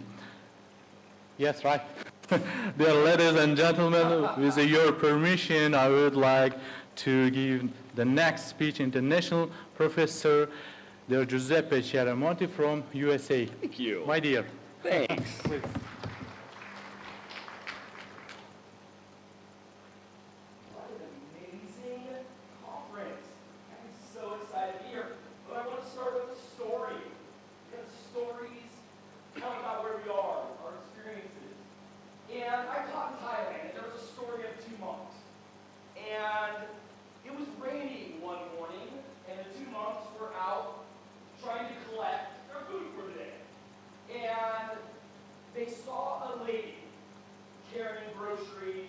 Trying to get through the muddy pathways. And just like here in Buhara, I learned, monks cannot really touch women, all right? That's kind of off limits. But one monk looked at the lady. It's raining, muddy, and said, I'm going to have to go help out. I'm going to have to go help out. The angry monk's like, no, you can't do that. But yet, the monk decided in that moment, he's going to have to do something different. So what he did was go help the lady, got her to a place where she was safe, and then moved on with his day. 5 hours later, 6 hours later, the angry monk comes to the other monk and says, I still can't believe you did that. Why did you go help that lady? Why did you touch her? And you know what the monk told the angry monk? He said, are you still thinking? Are you still carrying that lady yourself? And a lot of us in here, myself included, carry a lot of what we think education should be. We carry in our minds what our own experiences, and that's why we're here today with an amazing panel, with you who believe in the power of education. And I'm going to ask you for the next 10 minutes with me to be that monk who considers a different way that somebody presents information, like me. That we can come together as a diverse group of people and make powerful change. So, I came up with this question, and I want to thank, as you can see, my amazing Year 4 student. I love them. This was a question I came up with when I was thinking about us, thinking about what could we do together? And this was the question. When we think about the future of Uzbekistan, do we imagine our young people as job seekers or innovators? I want you to think about it. Because this guy said something really powerful. Really powerful. The measure of intelligence is the ability to change. That one monk said, I know there's some cultural, some religious, some things but we have to be willing to change. And that's why we're here today. So what I did was something a little different. This is who I am. Assalamu alaikum. Strtategy. All right, I'm getting there. My Russian's getting better. All right. I've had the opportunity to travel all over your beautiful country. I now met Layla, who's from Baku, Azerbaijan. I went to Baku. Oh, Layla, it's amazing. I've been able to travel to Kazakhstan. But I always come back to Uzbekistan. There's a reason. And I'm going to write you a letter today. I wrote you a letter from my heart, because that's who I think about. I have become in love with your culture because you're so diverse. So as you can see, I'm a professor, I'm a world traveler, I love education. So, here's my letter to you.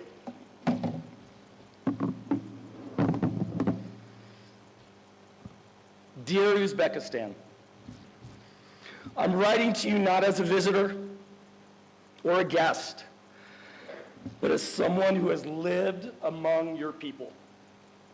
I've walked your streets and taught in your classrooms in Nukus, Kazakhstan, and here. Every sunrise over Nukus, every conversation with a student from Bukhara, Andijan, Urgench, Hiva, Samarkand, Karshi, Termez, Namaga, everywhere. I've got to see. I've got to eat a Jazak Somsa. So big. Yeah. You know what it all reminds me of? Of one powerful truth. You are a nation full of promise. And that promise begins in our classrooms. You see, I believe the next great chapter in Uzbekistan's story will not be written by politicians or investors. It's going to be by our students, by our teachers, and by dreamers. Our world is changing really fast. I remember writing that. I was like, oh, it's changing so fast. Because countries everywhere, from the United States to Finland to Singapore to the USA, we're moving towards renewable energy, sustainable farming, and cleaner cities. But in all these places, one thing is really clear to me. No real change happens without education. That's us. That is us in the classroom. I mean, policies can open doors, the technology can build machines, but it is our students who give life to these ideas. And here in Uzbekistan, oh, I love you. I really love you. I've met high school, university, and graduate students who don't just dream of jobs, they dream of solutions. One student once told me, and I'll never forget, I want to find a way so my father never loses another harvest to drought. Kazakhstan. Another student told me they wanted to ensure they have water for their children's children. That's when I realized education here isn't just about success, it's about survival, hope, and purpose. In my own home country, the United States, I've seen universities reinvent themselves. They become laboratories of sustainability. At Arizona State, for example, students, they experience education, as you can see. In Finland, even young children learn sustainability through experience, and they grow food in gardens, recycle, and design ways to save energy. And in Singapore, the universities partner with companies. All these examples are the fact that sustainability isn't a subject, it's a mindset. And that, my dear Uzbekistan, is where I believe your future, my future, our future lies. Not just in what we teach, but how we teach it. Imagine every university in Uzbekistan has a World Future Lab. Oh, wouldn't that be beautiful? One World Future Lab for sustainable innovation. This is not a dream. It's a vision that can begin right now. Because when we partner with industries and communities, when ideas move from paper to practice, you don't just educate our students, we empower them. Oh, I'm so excited to be part of this. So, there's 4 things right here. The future that I see. I've been here a year and a half in your beautiful country, and I've seen critical thinking, collaboration, real-world projects, and values-driven learning. Okay, close your eyes. Imagine with me. Imagine Imagine a future where every student in Uzbekistan graduates not with a diploma, but a project, an idea, a purpose that makes this country stronger. Dear Uzbekistan, oh Uzbekistan, imagine a future where we're not building machines, we're building minds. And those minds are already in our classrooms. They're already there. They're waiting for us. And so, I love Muinak, by the way.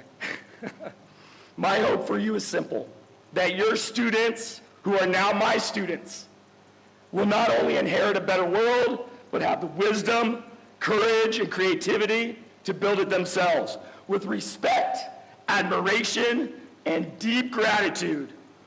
Sincerely, with all my love, Dr. Giuseppe Cermani. Thank you so much, and I believe it's possible. Continue doing what you're doing. Thank you.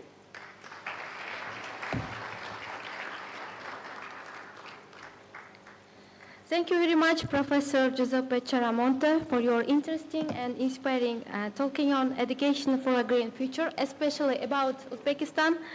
Your speech was very engaging and meaningful. Darhaqiqat, barqaror rivojlanish va yashil iqtisodiyot bugunning eng dolzarb yo'nalishlaridan biridir.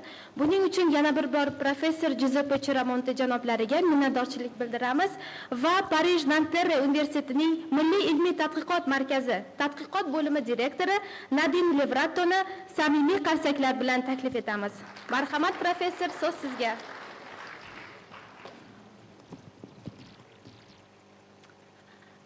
Hello everyone, and thank you for giving me the opportunity to present you some research I'm involved in. And it's always difficult for Europeans to make a speech after this American style, so let's go back to a more classical way to make my presentation, maybe more formal, but I hope you will appreciate neither. We talked about global challenges, macro shocks, national strategies, but all these challenges are rooted in real local economies. And this is what I would like to share with you. So first, let me introduce myself in some words. So I am Nadine Levrato, and I am research professor in the National Institute of Research, the National Center of Research in France. And I'm also the director of my research lab and the president of the National Committee for Scientific Research in Economics and Business Administration. I also teach a little, since I'm mainly a researcher, in some French universities. Maybe you know some of them, La Sorbonne, which is very famous. And for several years, I work on firms, on regional economies, industrial dynamics, and public policies, knowing that the national and the domestic results are rooted in local economies, and that micro level and meso level matters too. So this is what I demonstrate in my research, and this is also all I want to share with you. So at the moment, I am in Nanterre, in University Paris Nanterre, and I lead this research institute under the supervision of the university and the National Center of Scientific Research. It's quite a big lab because there are almost 200 members, all scholars and PhD students with a lot of publications, around three main axes: transition, environment, energy, institutions, and territories.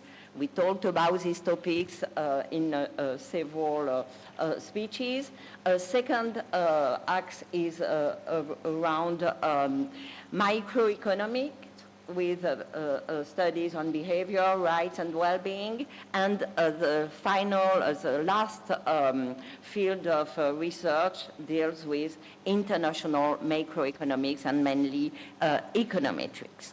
So what I'm doing at the moment is around firm and territories, since, as you may know, geography matters more and more in economic development. So my my first research project deals with entrepreneurship and local resilience. You all know that we have faced a very strong shock with COVID, and that several scholars all around the world observe that economic recession, economic resilience differs according to the local characteristics. And among these different characteristics, I am interested in one, which is entrepreneurship. And the research question we are studying with my colleagues, and we presented some results of this research co-authored with a colleague from Belgium and another colleague from CNRS, is that entrepreneurship is a dimension that matters looking at economic resistance to shocks and economic resilience of spatial units, let's say, because it can be province, counties, or smaller areas. So to demonstrate the relationship between entrepreneurship and economic resilience, we work on microdata and we built empirical models. We are mainly quantitative economists using French data, but some other colleagues do it with other countries' data to show that depending on the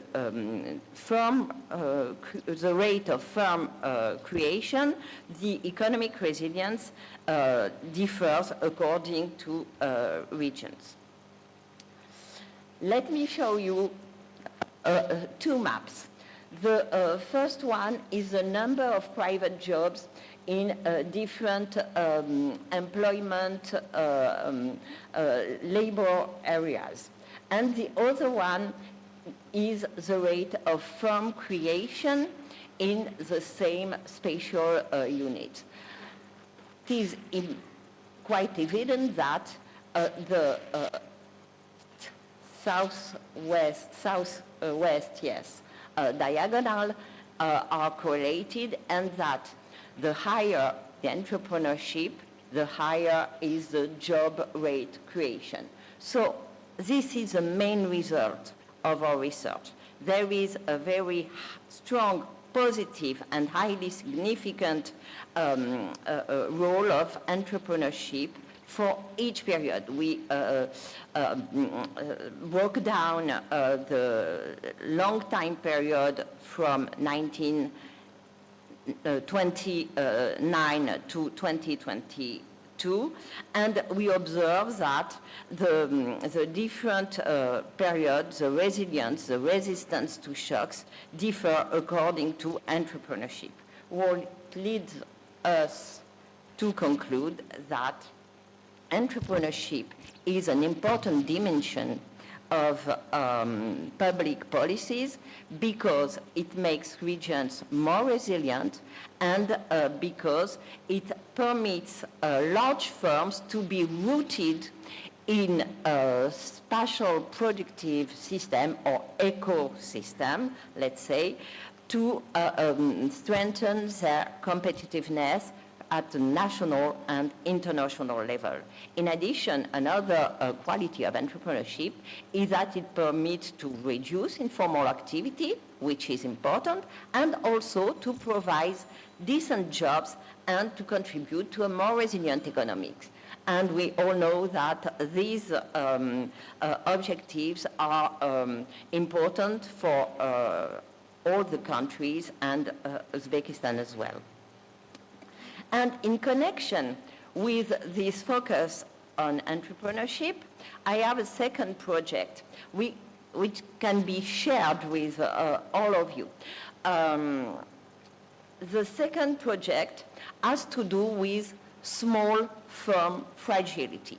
We all know that small firms are very fragile and that their rate of insolvencies, their rate of failure is higher than the one of large companies. And this is a problem because firm creation costs a lot for all the governments. Most of them spend a lot of money to promote firm creation, and this is very expensive, and when you have to look at the public debt and you have to control the public losses, it is important to give a rationale to such kind of policy. So how can we help small firms to survive better, to have a better probability of survival? This is the aim of the project I am leading at the moment.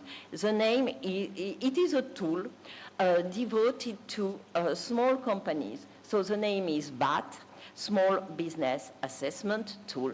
And you can try to use it through this website. And it has been built with colleagues who used to work in Sherbrooke University in Canada and who is now in France. And it rests upon optimization technique and artificial intelligence model.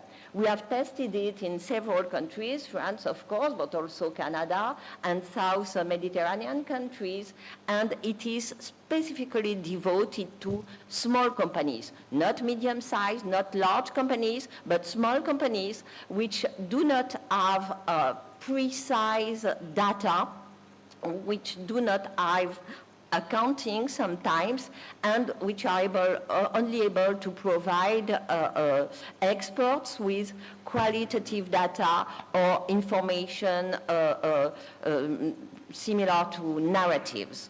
So this is what we are studying to make some expectations about these companies. So the model has two steps. The first step helps to determine the business model of any small companies. There are 17 questions concerning different aspects of the small companies, and the entrepreneur or his representative can answer the questions online. And after 1 or 2 seconds, he is provided with a report helping him to know more about his company and to understand the profile, let's say, what are the characteristics of the production process, and also to compare its own companies to similar ones in the same business model.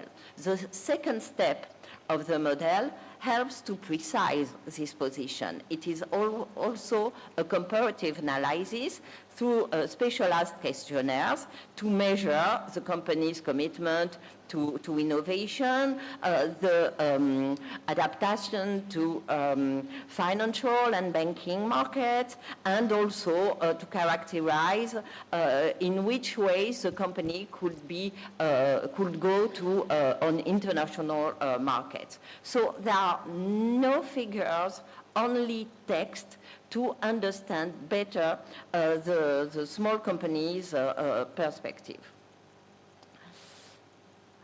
This model is useful for 2 kinds of markets. First of all, for consulting firms and entrepreneurs themselves, since they can define more precisely how to perform, how to behave in order to facilitate their company's survival. So they help identify the business model and market position. They provide a strategic guide to improve financial decision, and the entrepreneur can do it either by him or herself or with an expert which can help him to build this strategy. It is also useful for policymakers, since as I told a few minutes ago, they spend a lot of money to promote entrepreneurship, and it's important to keep alive the companies created, the nascent enterprises.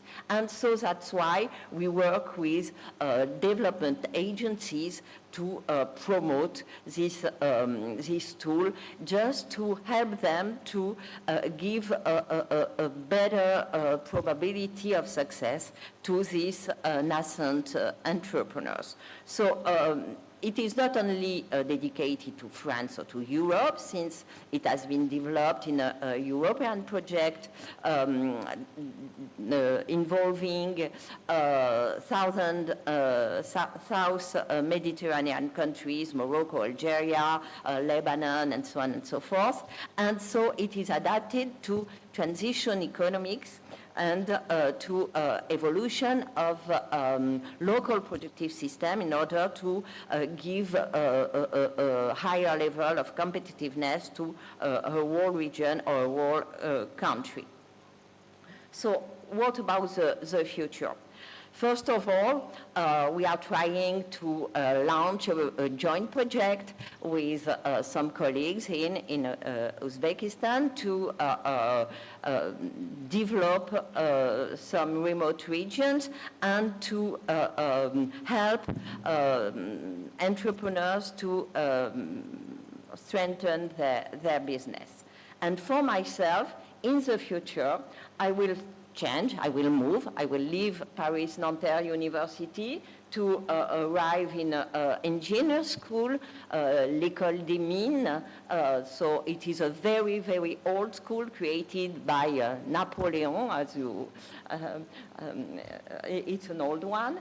And also I've launched an academic chair with a colleague which tries to connect entrepreneurship, industrial policies, and local development. It is hosted by another famous school in Paris, Institut Louis Bachelier. And in the future, I hope that I will have the opportunity to make more research oriented towards small companies and towards local entrepreneurial systems, thanks to closer relationships with national, local, and European institutions, and why not with Uzbekistan ones. Thank you very much for your attention.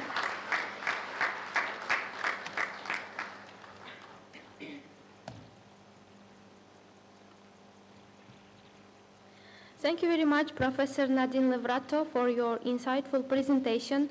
We deeply appreciate your valuable contribution and the inspiring perspective you have shared with us today. Your presentation was very interesting, and thank you very much again. Dear guests and participants, our today's session is over. Thank you so much for your time and attention. We hope and invite you to take part in other sessions of our forum today and tomorrow. For further detailed information of the forum, you may get from the program. Now it's time to enjoy your lunch, please, and thank you.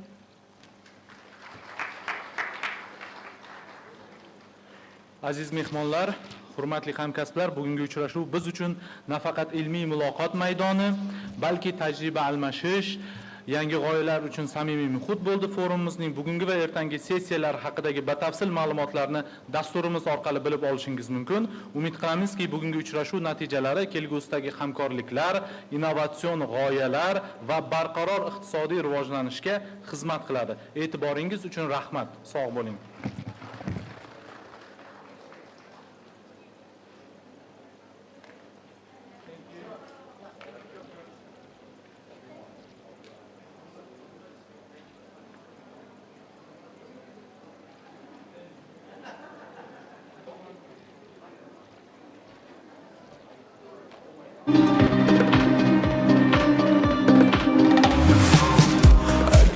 تو پیشم باشی سرم بره سری حسنمون اصلا هرچی که سر زیر من دیگه غصه نخور نگاه توی من کشت منو باز میکنم هر موقع که عشقم بگیره میای خاموش کنی آتیشمو ازم میگیره میخوام جدی باشم وقت میکنم لطف میکنی خنده میگیره منم شدم مثل تو مثل تو مثل تو من کی بلده نصف تو نصف تو نصف تو من چشم خسته است ولی از قصد این ساعت بیدارم فقط به عشق تو عشق تو عشق تو من شدم مثل تو مثل تو مثل تو من کی بلده نصف تو نصف تو نصف تو من چشم خسته است ولی از قصد این ساعت بیدارم فقط به عشق تو عشق تو عشق تو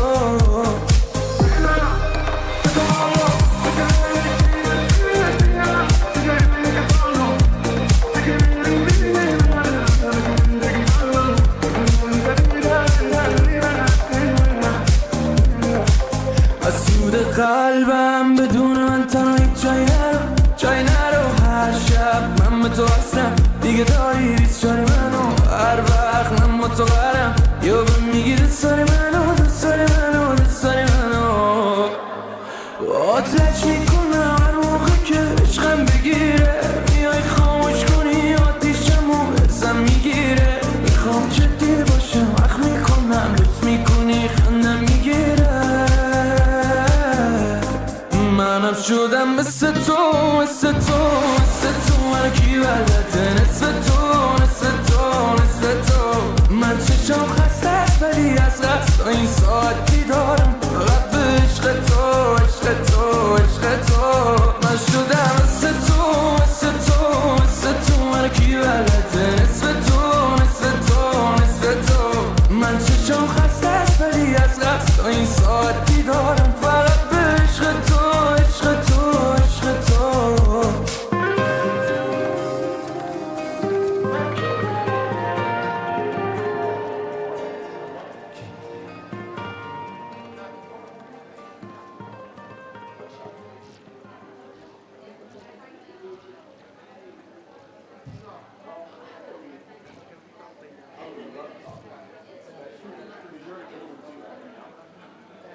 I've been everywhere, man, looking for someone who can please me.